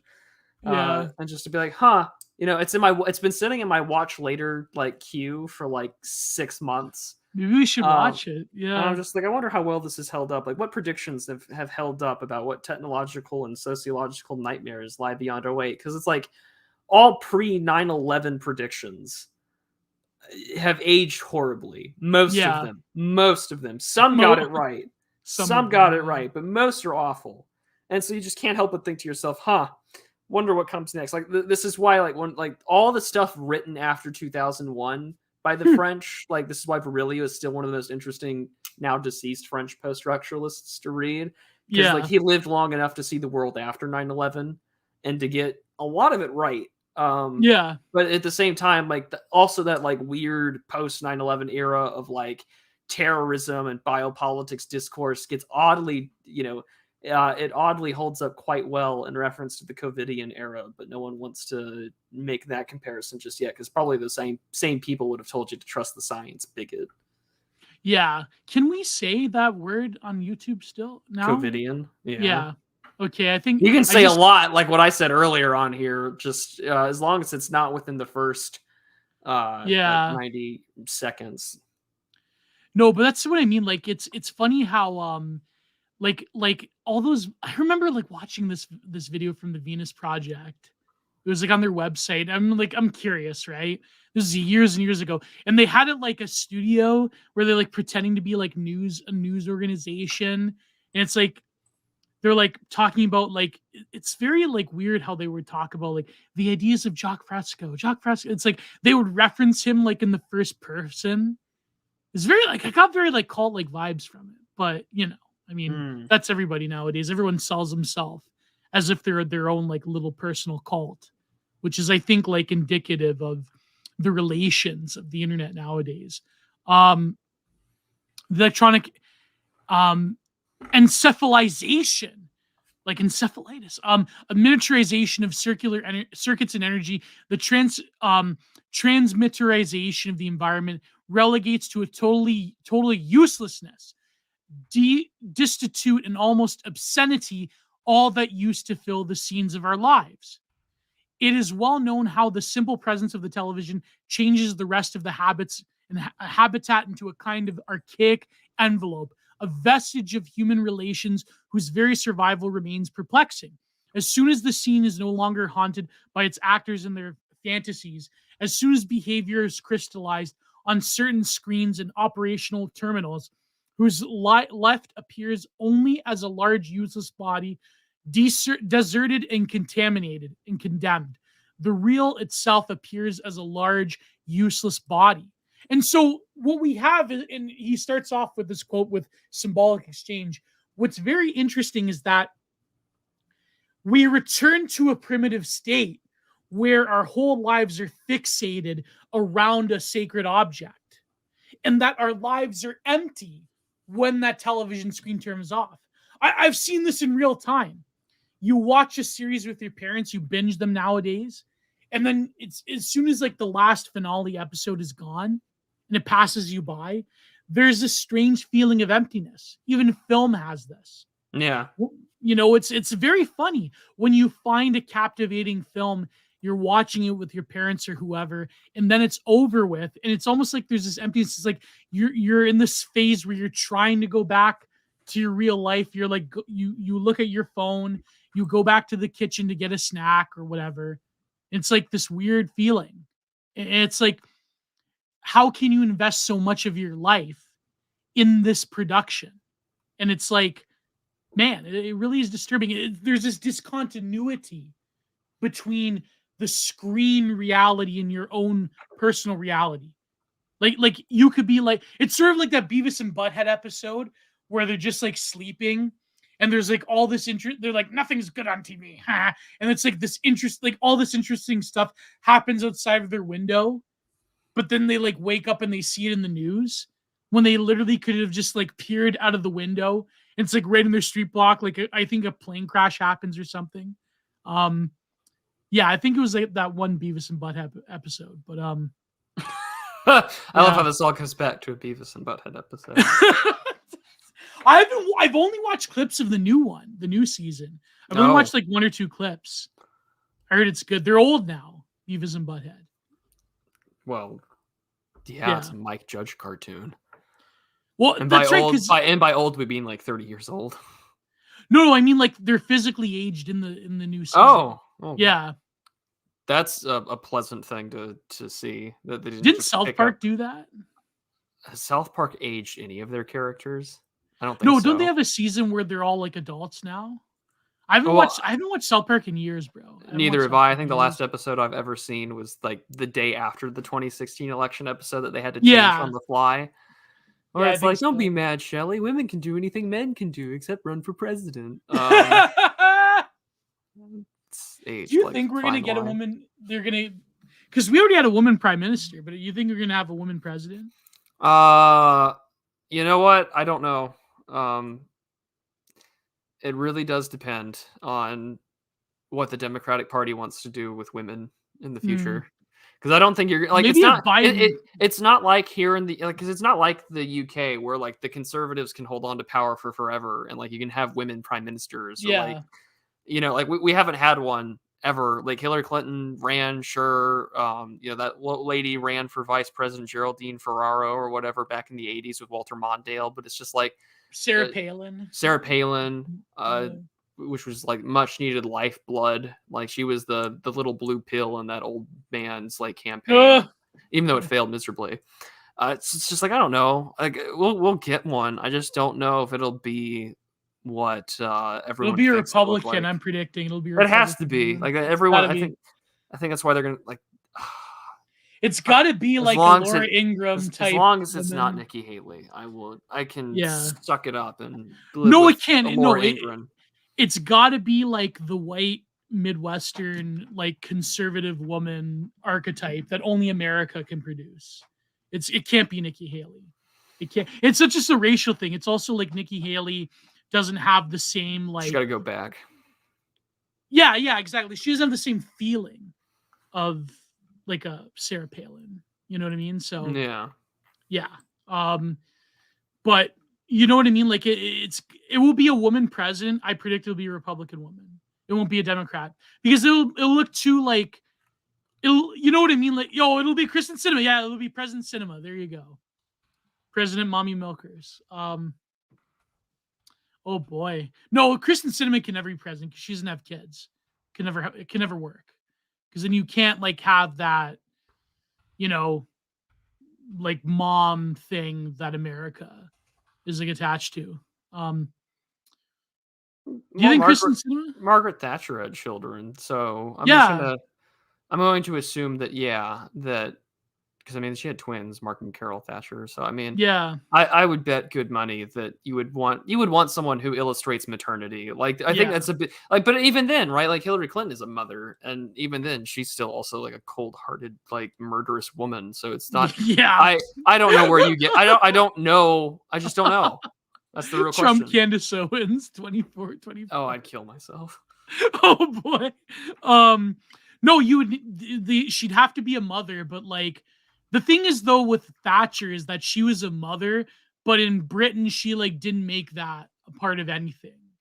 Like it was just like a standard thing. Plus, like she was the man in her relationship, so she was the man in her marriage. I mean, come on, that was that was obvious. America Isabel Perón. There you go, Marjorie Taylor. No, I didn't read the first part. Oh God, Marjorie Taylor Greene would be like. Is Gio analyzing of American voter his own MILF fantasies? Well, America, listen, the MILF can only be produced. Well, yeah, partially, but America. You notice how MILF is really popular in America. Like America has this like Oedipal complex. Okay, I'm gonna let you just talk about the research here. No, because think of it, the MILF is not popular throughout the world. Only America has the highest number of MILF prawn consumption. So it's like, you know what I mean? Like there's got to be something to it. Like the American These mom, are facts I didn't know, so this is all new info no, to me. statistically it's true. Like the American mom is like an archetype of like, she has a form of like eroticism, but yet it's like this, you know what I mean? Like it's got the Midwestern soccer mom that votes Republican, that, you know what I mean? Like it's got like, she's got like the bleach blonde, you know, or like the Sarah Palin archetype. It's like a very uniquely American, like descendant of the WASP, you know, like it's got that, but there's an Irish in there. There's like a little bit of Mediterranean in there. It's like this very uniquely American phenomenon.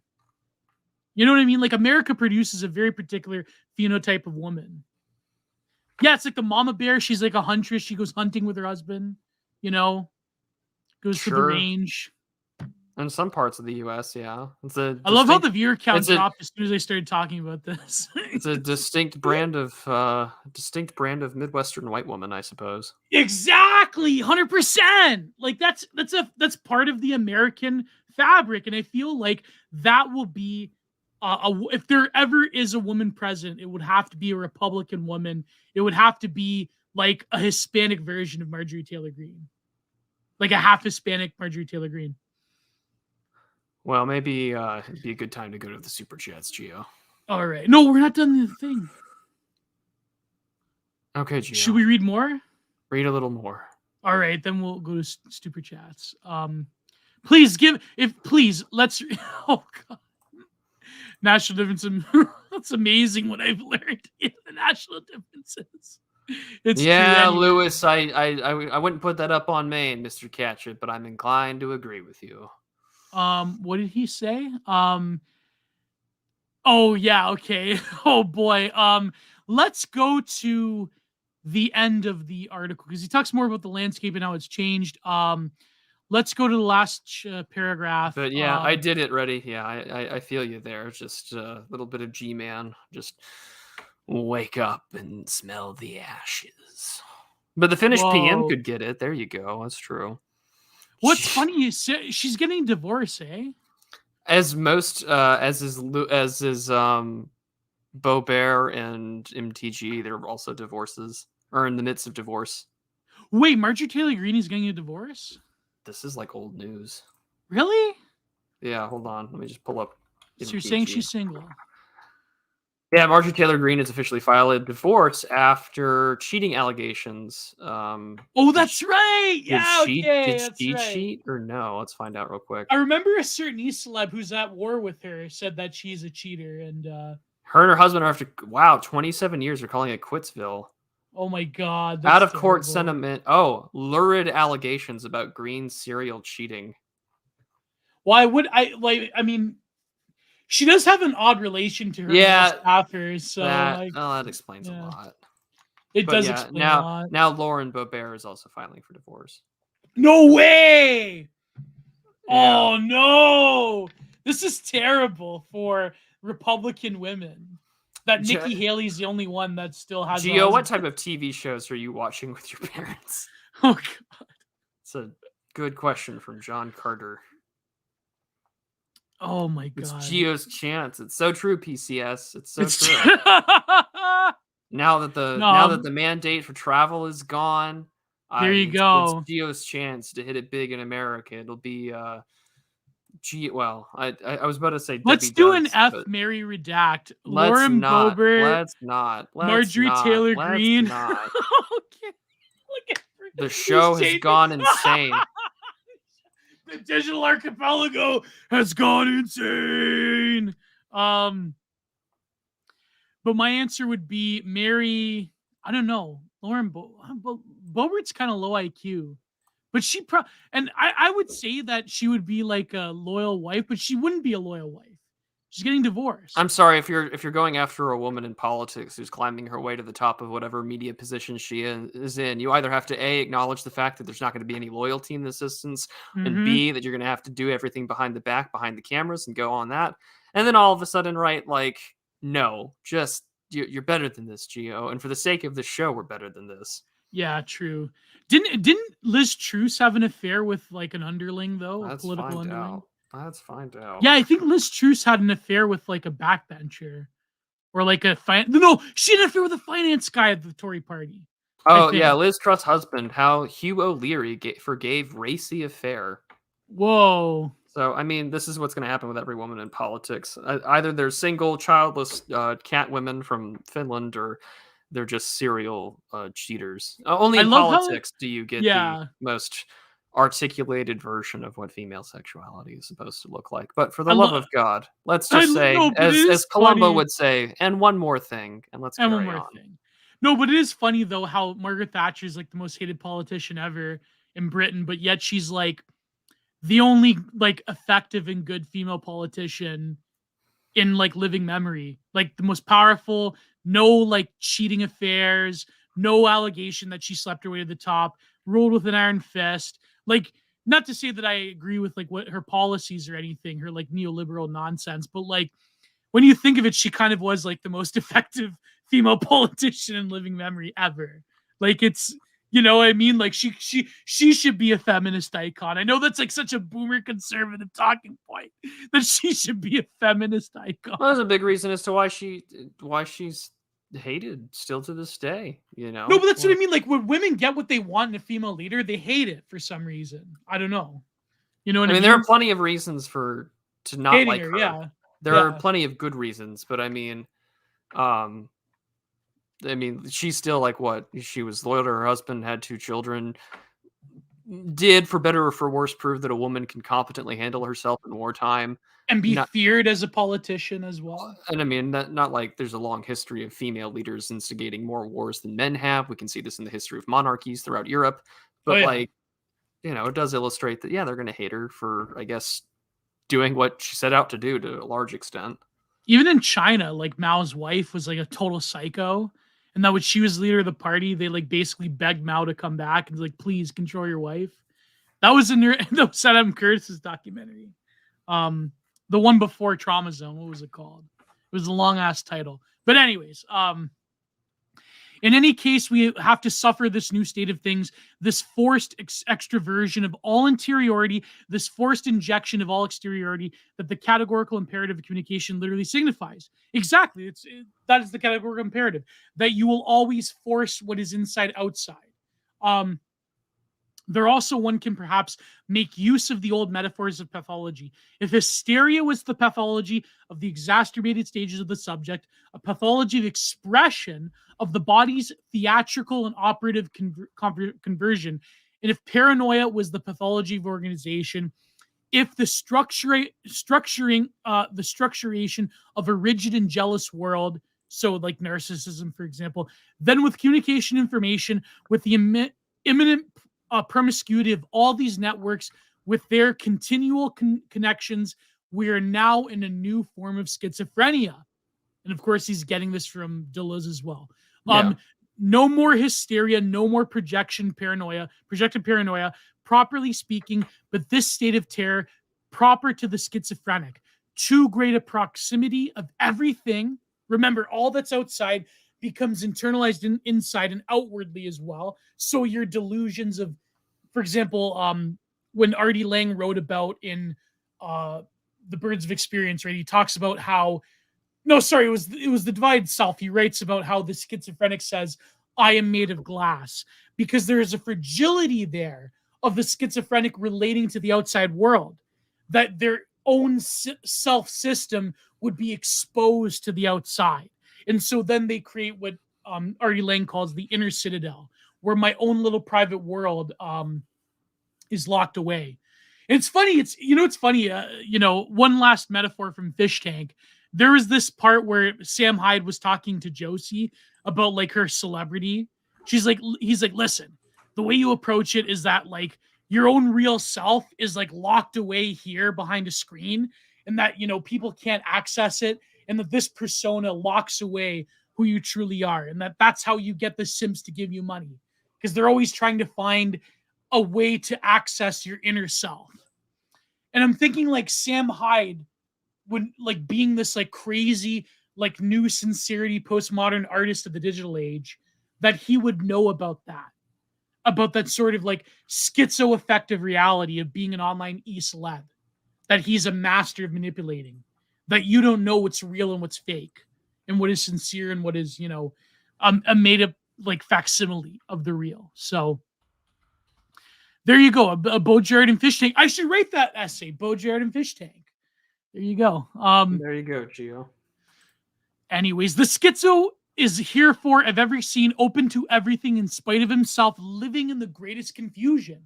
He is himself obscene, the obscenity prey of the world obscenity. What characterizes him is less the loss of the real, the light years of estrangement from the real, the pathos of distance and radical separation, and is commonly said, but very much to the contrary, the absolute proximity of the outside, the total instantaneity of things, the feeling of no defense, no retreat, in the end of interiority and imminence, the interiority and intimacy, the overexposure and transparency of the world which traverses him without obstacle. He can no longer produce the limits of his own being, can no longer play one stage himself, can no longer produce himself as mirror. He is now only pure screen, a switch center for all networks of influence. So when you think about it, makes me think about a certain account. That has two accounts really. That, you know, it's like Schwab and then Schwadib that he has going on. With like, you know, two accounts within the same man, purely a screen, purely to exist in this like schizophrenic voice. But even those that are like pure screen, I think about those like twinks. No, but when you read Schwab's writing, like when you read Schwab's writing, he would endorse that interpretation. Go ahead. I know. Thank you for the this breaking interruption to the regularly scheduled programming. No, it's the same thing with like those twinks that the DNC hires. They're pure screen. Everything that they do is performative, schizophrenic ranting like a crazy person on the side of the highway. But unfortunately, those like Harry Sisian and everything else like that, there are no proud USMC veterans to take care of them on the subway.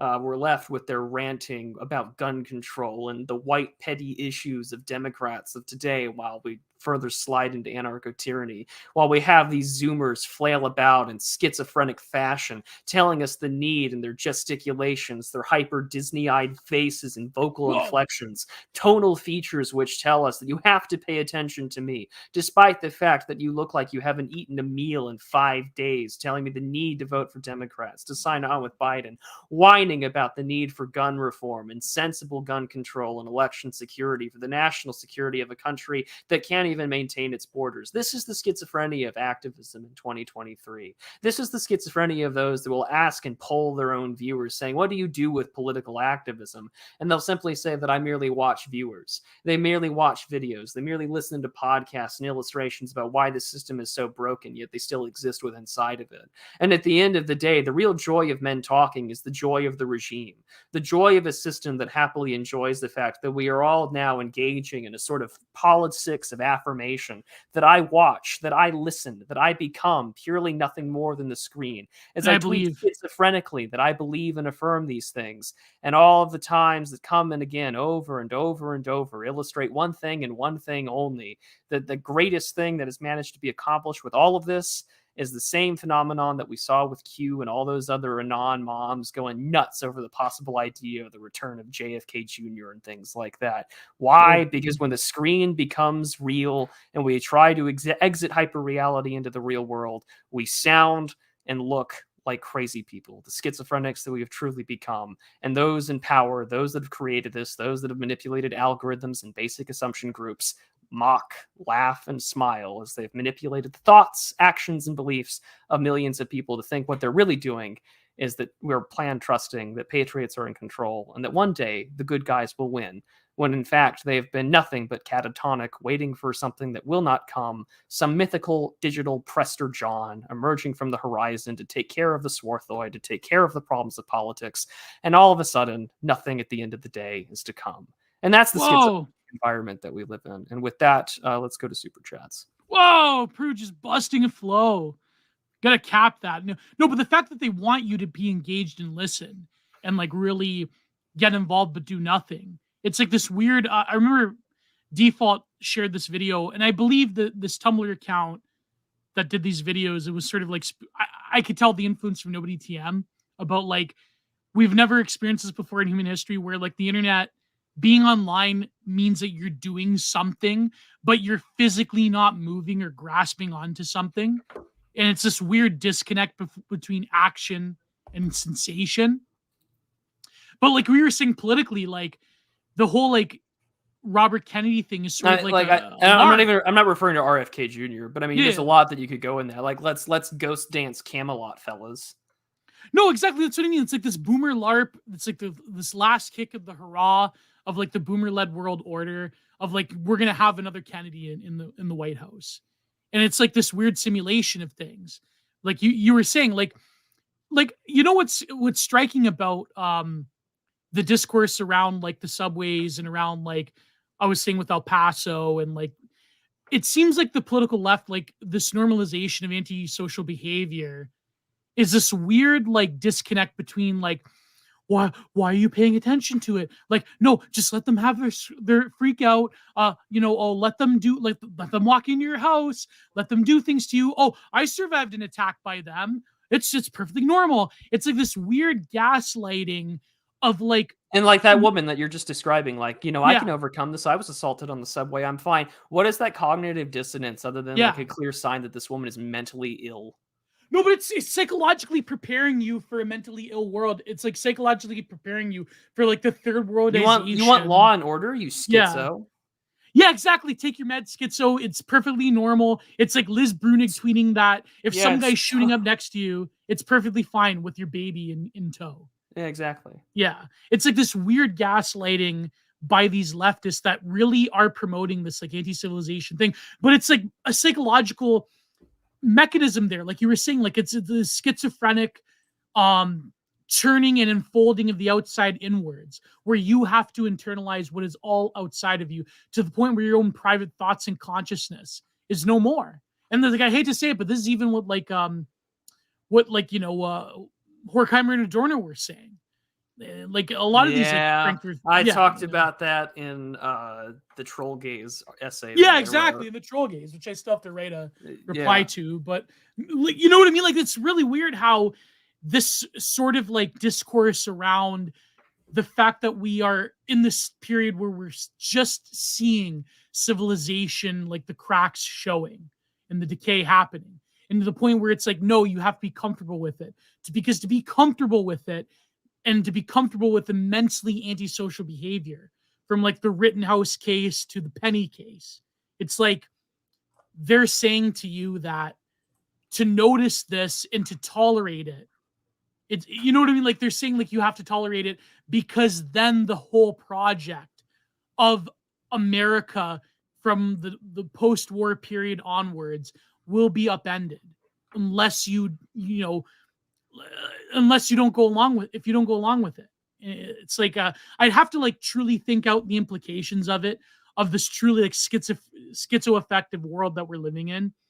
But a lot of it is sort of like the separation of the self in the online world, because the Arnie leftists, they can easily, from the comfort of their own laptop, see that, you know what, it's not much of a problem, and even if it is, it's a good thing that it's happening, and if you hate it, then you're the evil one to notice it.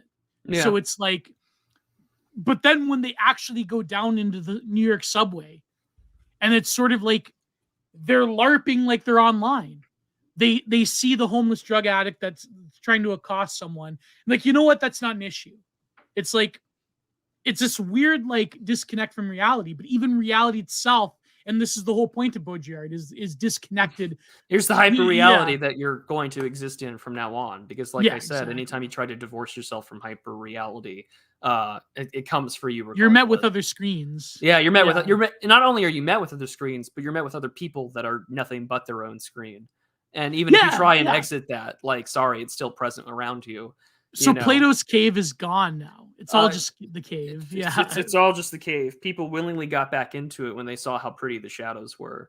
They had left behind any rational aspect of the Enlightenment or any true connection.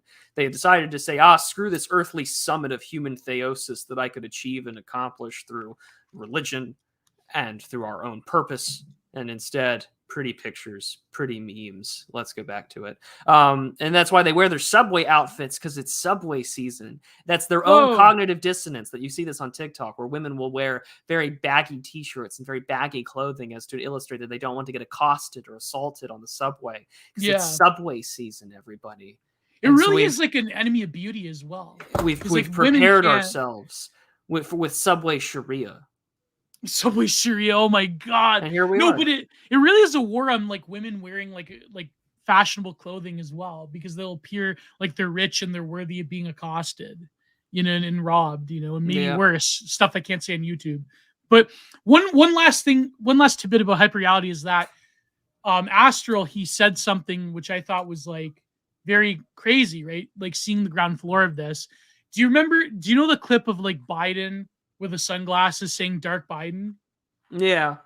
Like, it's so crazy how an obscure anon like LRAD can create the dark Trump, dark MAGA meme. And then like now that becomes a meme that's stolen by the Democrats by like Blue and Honors. It's like now like the literal president of the United States says an iteration of a meme created by an obscure corner of right-wing Twitter by a mutual of ours, LRAD. And it's like crazy when you think about that. But anyways, moving on to Super Chats. Please give one last part of shilling. I have my article on my Substack. Go to my Telegram. Go to my Twitter. Of course, everyone knows me from Twitter. Next week, I will put out the Scott Mannion episode. I have to get back to reviewing The Last of Art After Metaphysics. Prude, you have... been quite busy in that respect. Quite busy. So I've head over to Pete Quinones's Odyssey channel. We had a lengthy discussion on the 2011. He's not on YouTube anymore? Oh, he is, but he uploads mainly to Odyssey first. Okay. Head on over to Odyssey to Pete Quinones's show. You'll find me and Pete talking about the 2011 Ted Kaczynski article, Why Industrial Society Will Collapse. It was a really fun read into the look of self-propagating systems and how that operates. I had a great conversation with our mutual at Boniface Option Pastor Andrew Isker. I had the chance to meet IRL. He's a great guy. Definitely the Midwestern Giga Chad that he is, mustache and all. Had a good conversation about where he views things are going. Stephen Wolf's infamous tweet about white evangelicals sort of being the moral backbone of the United States. Spoiler alert, they are. And that what needs to happen. That wouldn't be controversial a few years ago. That would have been controversial a few years ago, but everyone's so rapidly anti-white that they have to take issue with it. Even his own publishers did. I've got 2 articles out on Substack, one about Joseph Sobrin's essays, which I will finish this coming next week. And then, of course, that Isker conversation's on there alongside some Tucker Carlson bits. This Saturday, I will have Raging Mandrill and Semiagog on my channel to talk about the Strait of Malacca and why that's very important in respects to China policy, as well as other Indo-Pacific interests. And book club starts with us patrons this Saturday at 12 p.m. Eastern.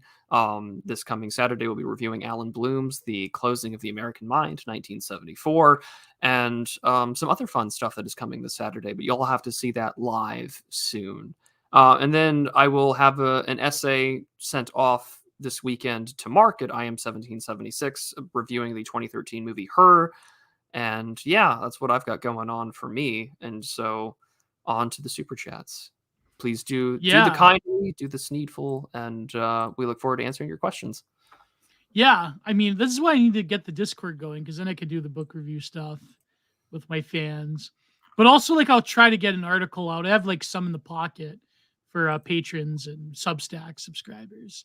So I wrote this one after my old man went to the hospital last year for his rheumatic thing, and about, like, how it's about Canadian healthcare. But I'll probably have to clean that one up a little bit. But anyways, The Gooner rabbit hole is insane. Well, Louis Keshe, you were there since the BTR days. You know, I mean, we should we have an episode once about Goon Caves or not? No, I think that this show talks way too much about the Goon Caves, yeah. perverse nature of the online being that I don't think we needed. If you want that, go read a Delicious Tacos essay or something. I think I never got this out of my head, but I think it was either Earth Rabbit or it was another like a Marnite that tweeted the white man goons alone. And I'm like, man, that's like, wow. I could never get over that one. Anyways, please give an episode last about chance Gio's for basement. Okay, last chance for super chats. For $20, Brando Johnson, Micah Paul sends his regards. My favorite BAU quote from the Agony of Power Baudrillardian quote is Hispanics are literally cannibalized in the U.S. Great stream as always. Wow, I didn't know Baudrillardian had such a graperous quote. I believe I did read that in the Agony of Power. Fascinating, but and Micah Paul will also be speaking at the U.S. event next month in Nashville, so it'd be a good time to meet him IRL as well. I know Raging Mandrill DM'd me saying he wanted to do an episode with me. What could me and Raging Mandrill talk about? I'd imagine any sort of metaphysical conversation about paganism. Oh, there you go. Yeah, that could work out. Does Raging Mandrill have a Substack or anything like that? Yes, he does, and he has a YouTube channel. Oh, there you go. Okay, well, I'll have to do it. Like, again, I'm probably going to... It's going to be like a while since I record newer episodes. Probably after May or after June, maybe mid-June. By then, I'll probably have written a substantial part of my book. So for $5 by our good friend Cringe... sorry, Lou Templar. Cringe Walker. What a lot of... And he was also in Patrick Casey last night. What a lot of moderns don't understand that Clinton did is that they want a strong man to keep in line. They just want respect too. I think, yeah, that's probably was the appeal of Clinton. So, I mean, Clinton had this amazing capacity to make people feel heard, wanted, sympathized with. He was probably one of the best sort of good old boys that could do it. Yeah. You don't have that anymore. Instead, you have senile old man ethnics and New York playboy billionaires. I remember I had a science teacher once that, like, he talked about communication, and he talked about Bill Clinton, how Bill Clinton, like, he would make you feel like he was like engaged in what you were saying with people. I could never figure that out because, like, I was like a diehard like normie con listening to Michael Savage at the time in high school. But then I'm like, yeah, that does make sense. But of course, Bill Clinton is, gone by the sell-by date nowadays. So, but anyways, $5, Brando Johnson once again. Noam is necropolitics as a person. That's a good one. I like that one. And of course, my good friend Dino World, which we had a really great episode, by the way, on Content Minded. I was glad that people liked that episode. Announcement: you've been visited by the Surfer Rules House. Surf Longhouse. Whoa! I have no idea. That would have to require someone to explain. I think Dino World moved back to Hawaii. That's why. Ah, well then we've been definitely visited by the Surfers Longhouse. There you go. And for thank you, Dino World. And for $10 by Owen Zaleski, our good fan and patron. Hello, gents. I want to start by saying thank you for your advice and encouragement. I've made a Substack with the Ballad of Billy the Kid versus Dracula. Can I post a link to it? Enjoying, God bless. Yes, you can post a link to it. Yes, by all means, post a link. Link. We will read it. Amazing. And for $2 by Stephen Hines. Is that how you pronounce it? Hines? Halo. Oh, like the Heinz ketchup. Halo Gaming Edition of the Digital Archipelago. Oh, all that stuff's behind my paywall, but I played Halo with my best friend IRL, Josh. He's like a Halo head. He like so am I. I'm not gonna kid myself. All the 343s ran that shit so far into the ground, it's sad. Oh yeah. But I mean, one of these, maybe we'll find something to do for that would be fun. Maybe one of these days. I have to get I'd have to get a better internet connection before I can do that. Yeah. You know, I discovered this YouTube video essay, but it's like this guy that played this Doom wad, and this guy made a Doom wad of House of Leaves. That was pretty crazy. Really? Yeah. It's like, is this the house wad that's been going around on yeah, YouTube the house lately? wad. Yeah. Okay. Yeah, I've seen a few. It's inspired by House of Leaves. Okay, I didn't know that. Man, I really should finish House of Leaves just to record my episode with Jay Burden on it. So TB88, the original digital anime. No. You got to go play Marathon first.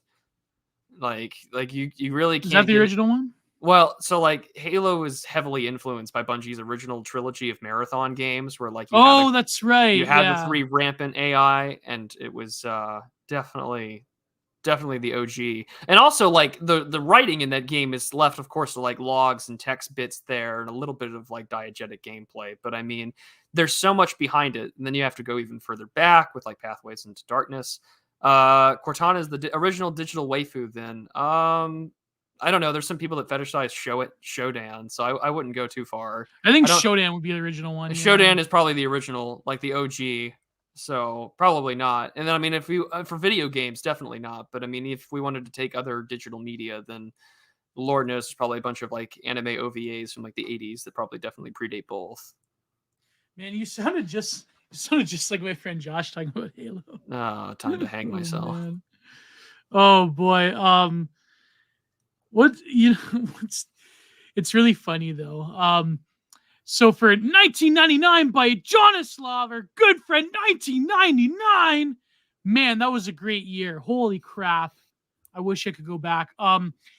And your cut as well, Gio, after giving one Matt hosted last week. Again, thank you for both for your insight, laughs, and hours of backlog. Yes, exactly. By the way, I have to upload the backlog of stuff onto my Anchor Spotify, which I will get to.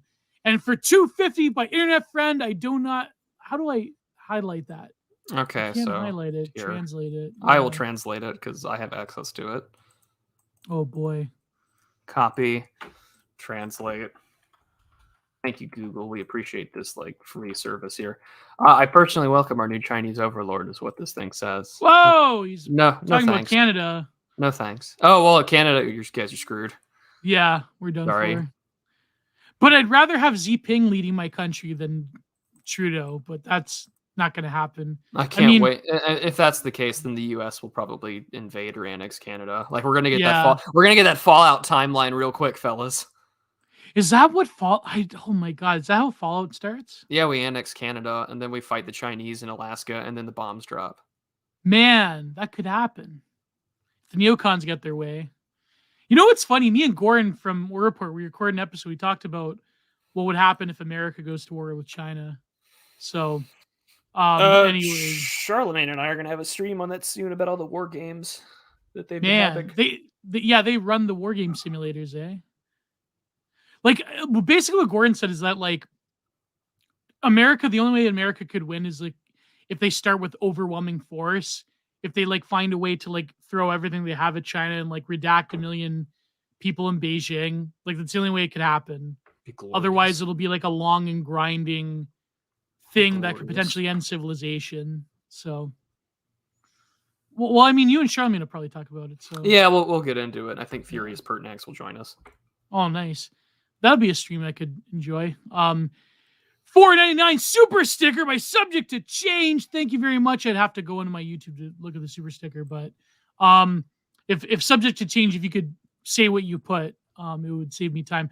$5 by Melon. Dear Prudentialist, sorry for posting the picture of you with the bow tie. Lol. What's that referring to? I had worn a bow tie for shits and grins on Orange Show. And yeah, that's right. Yeah, I saw that. Yeah, don't worry about it, Melon. It's no big deal. About Tuckler. It was an oversized red bow tie for shits and grins, but it turned into a meme in its own right. But anyways, nice. All is well, Mr. Melon. Do not worry. And finally, unless there's any more, for $1.99 by Comfy Lad, only $1.99. I'm gonna ban you right now. No, I'm not gonna pull a TJ Kirk. Best Philip K. Dick book, probably Valis. I would say Valis. Would you say? I don't. I Look don't at know. enough friend over Like here. I've only really read. I haven't read that one. I mean, I read The Man in the High Castle. I've read Ubik, and Do Androids Dream of Electric Sheep. So I don't have the worlds, but out of those three, I liked Ubik the most. Valis is his most theory cell one. Oh, well, then Because I guess I better read Valis. do you have the Exegesis of Philip K. Dick?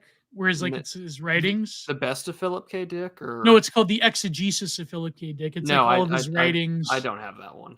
and notes. Oh, it's good. It's good. It's great. It's like he goes into more of like theoretical stuff about his body of work. So trying to make a Buddhist peace sign with oh my god, is that what your friend's trying to do? That's a CCP flag, right? The Chinese flag. The CN thing. Buddhist peace sign with the Chinese flag, but it's not working out for me. Well, God bless America then. Oh boy.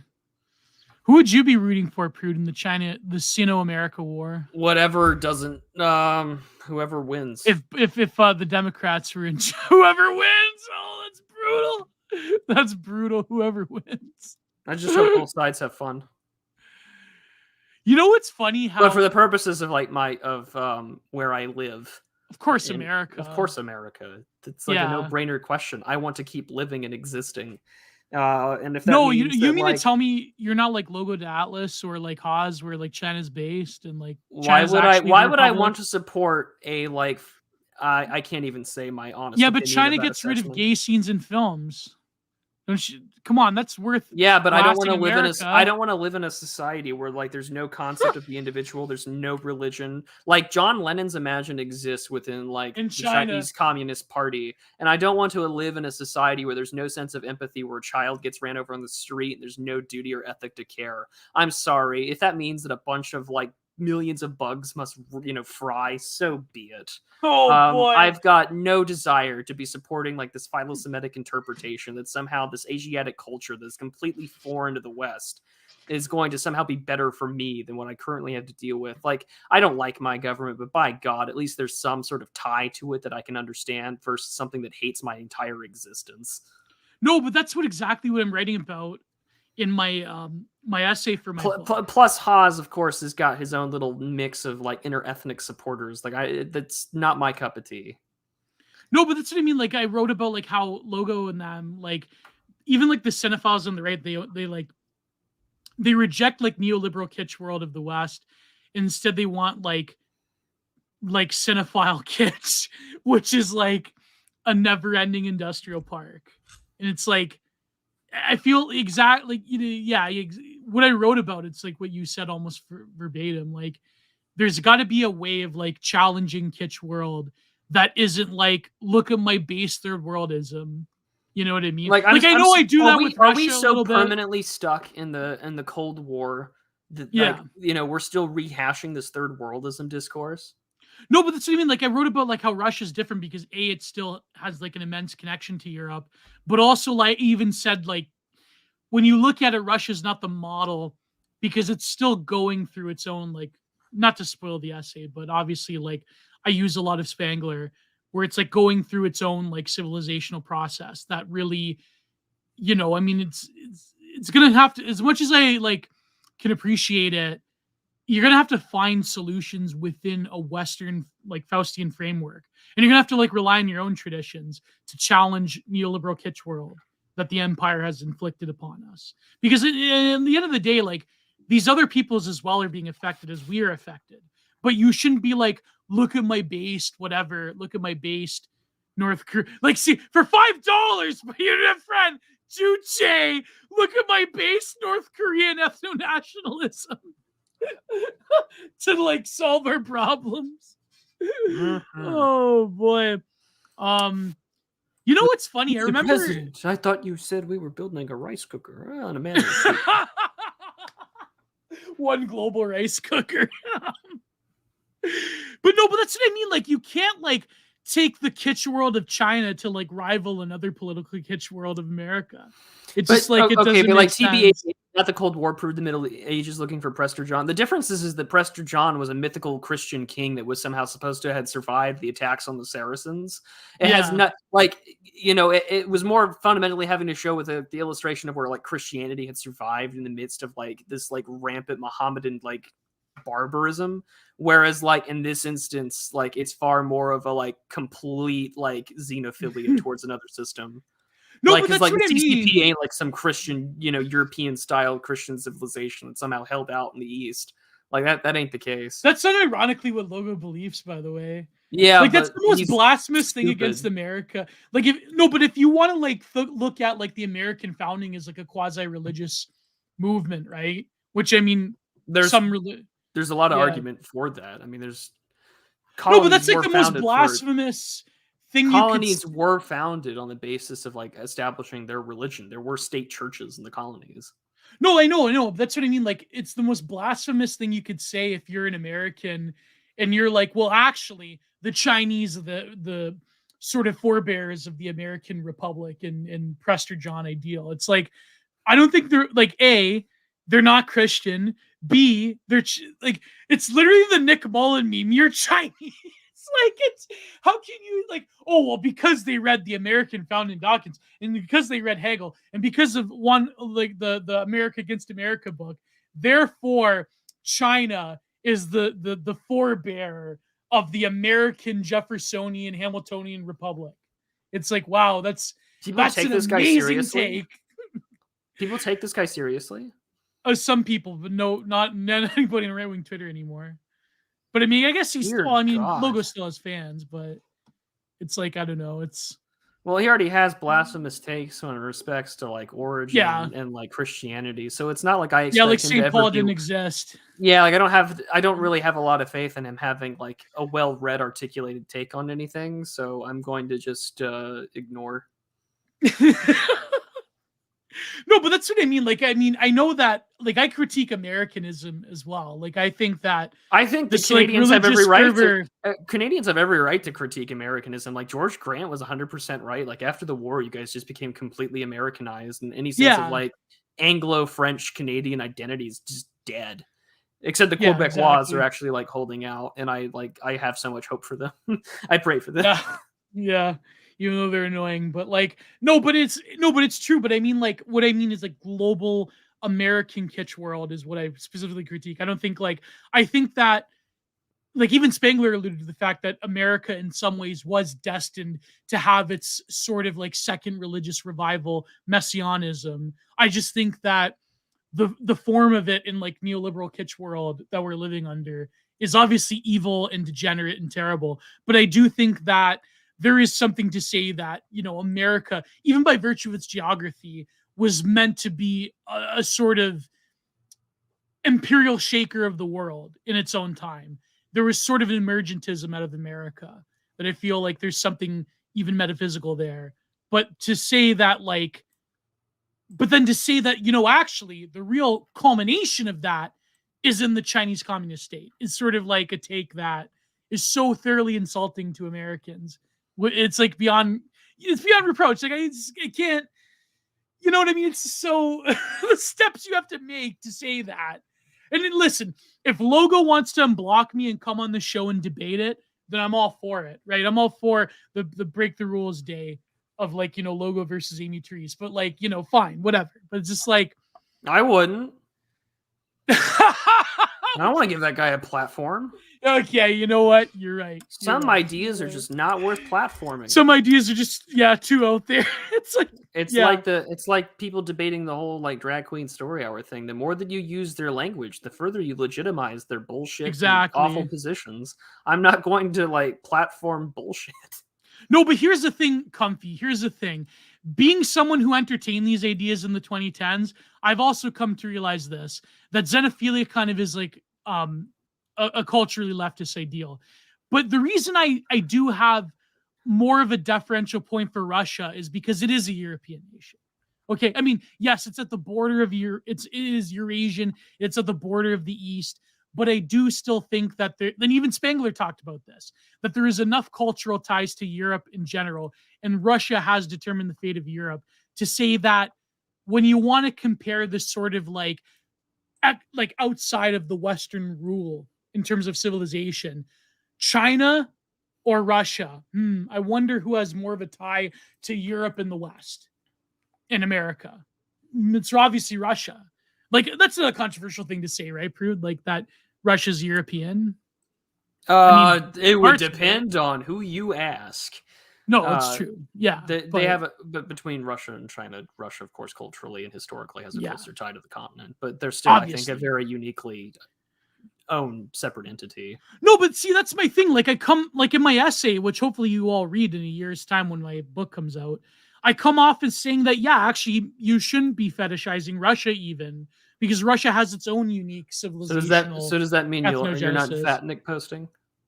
Well, I mean, for the purpose of geopolitics, but I'm saying, like, culturally, in terms of like where dissidents in the West can go. I think, like, saying that based Russia is going to save us is sort of like not, you know what I mean? It's beyond the point.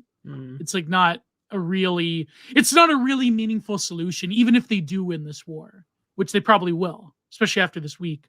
But it's like, to say that base Russia is going to save us, even I have to catch myself in that point, in saying that when you actually look at like the history of it through a Spenglerian lens, it's like, yeah, they do have a very unique time. Like, because you got to realize Spengler, he says that, you know, he goes against the German authors of the time, saying that the Russians are going to bring communism and the Swarthoid hordes to Europe. He's saying, like, there's this other civilizational picture that Dostoevsky provides that says that, you know, Russia has ties to Europe, even though it recognizes that Europe is its own decay.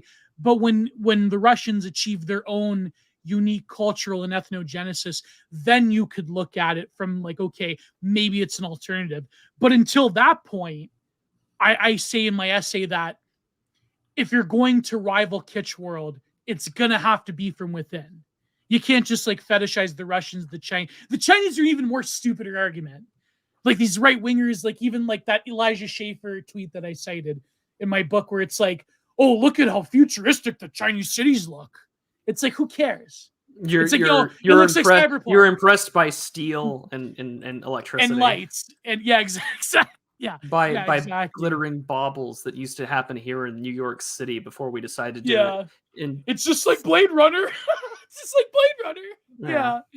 That's really great. That's a really good Blade look. Runner. Like, yeah, then that means that there's just gonna be a horde of like bugmen telling you straight Blade Runner. Like, I don't want to live in that society, bro. I'm sorry.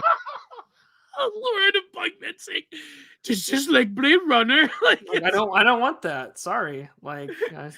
Yeah, you're gonna have like the crippling poverty and like I don't want to be walking like the down cheapening of human life. I already live in a society where I can walk like the main street of any town, and like there are like multiple food stands and shops where they don't speak my language, and I have to like play with my hands to order food. You really think I need that with just an extra dash of just like Sino-American cooperation? You say you Blade Runner? Like, no, I don't. I don't want the robot GF. I don't want any of this crap. I'm done. Yeah, you know what'll happen if like the Sino-American emergence happens?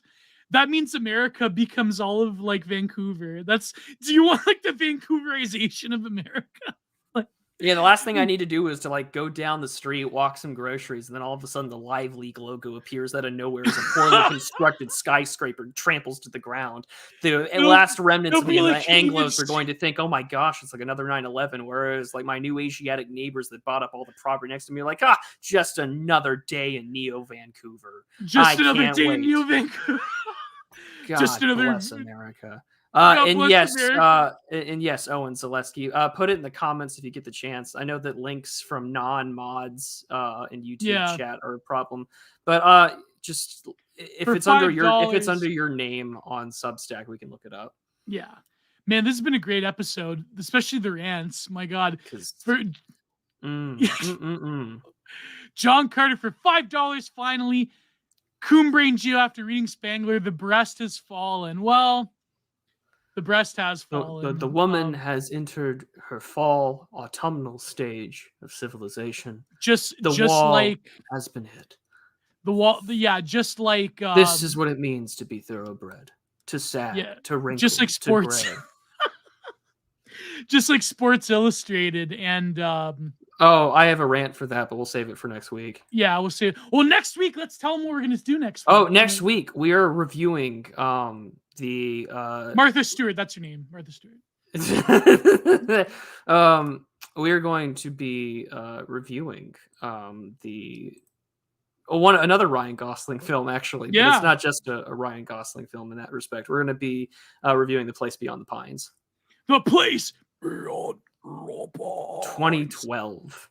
Whoa! We'll talk about that. We'll also rant a little bit about the Sports Illustrated shit, and the essay, and we have an essay as well. And we have an essay to review about movies and violence, so it'll be great. That's gonna be amazing. And the week after that, we're probably gonna review Nathan Barley. So yeah, it's gonna be a great time. These next great media packed. We actually started planning our episodes out, so it'll be. It's not us thinking. It's not us like talking on a Wednesday, like, bro, what do we talk about this week? Or even like, Wednesday, or Monday. On Mondays, it's like, oh shit, Gio, what are we supposed to talk about? I had this other hockey rant where I watched an episode of the Maple Leafs versus the Senators from 2002, and I'm like, man, I really feel bad about myself right now. But oh my god, another one for $10 by Sam153. Will there be a Tears in the Rain speech for the Vancouverite Blade Runner future? Oh yeah, there will be. It'll be Made in the Rain. Made in the Rain. I've seen things you people wouldn't believe. Wet Justin markets Trudeau. where gumbo is sold out of plastic dumpsters outside the streets of the city once known as Los Angeles. The plastic digital waste that is left over from people executing themselves with Trudeau subsidized, made by the Chinese government ways of Canadian healthcare, self-administered made. And then the maid booths, they malfunction once in a while because they're made in China. They're made in Shuangzhou province. And it's only a more painful way to do it, but still a little more humane than working in the construction outside of Neo Vancouver. I've seen things you people wouldn't believe, and it's all forgotten, except for those tears that have been recorded, saved on the last parts of Telegram where Live Leak still exists. And maybe something like that will exist. And also some OnlyFans model that'll also Kush Renata. I'm going to actually go to the theater that day, and I'm doing a double feature of Oppenheimer and Barbie. Like, you bet your ass I'm reviewing that movie.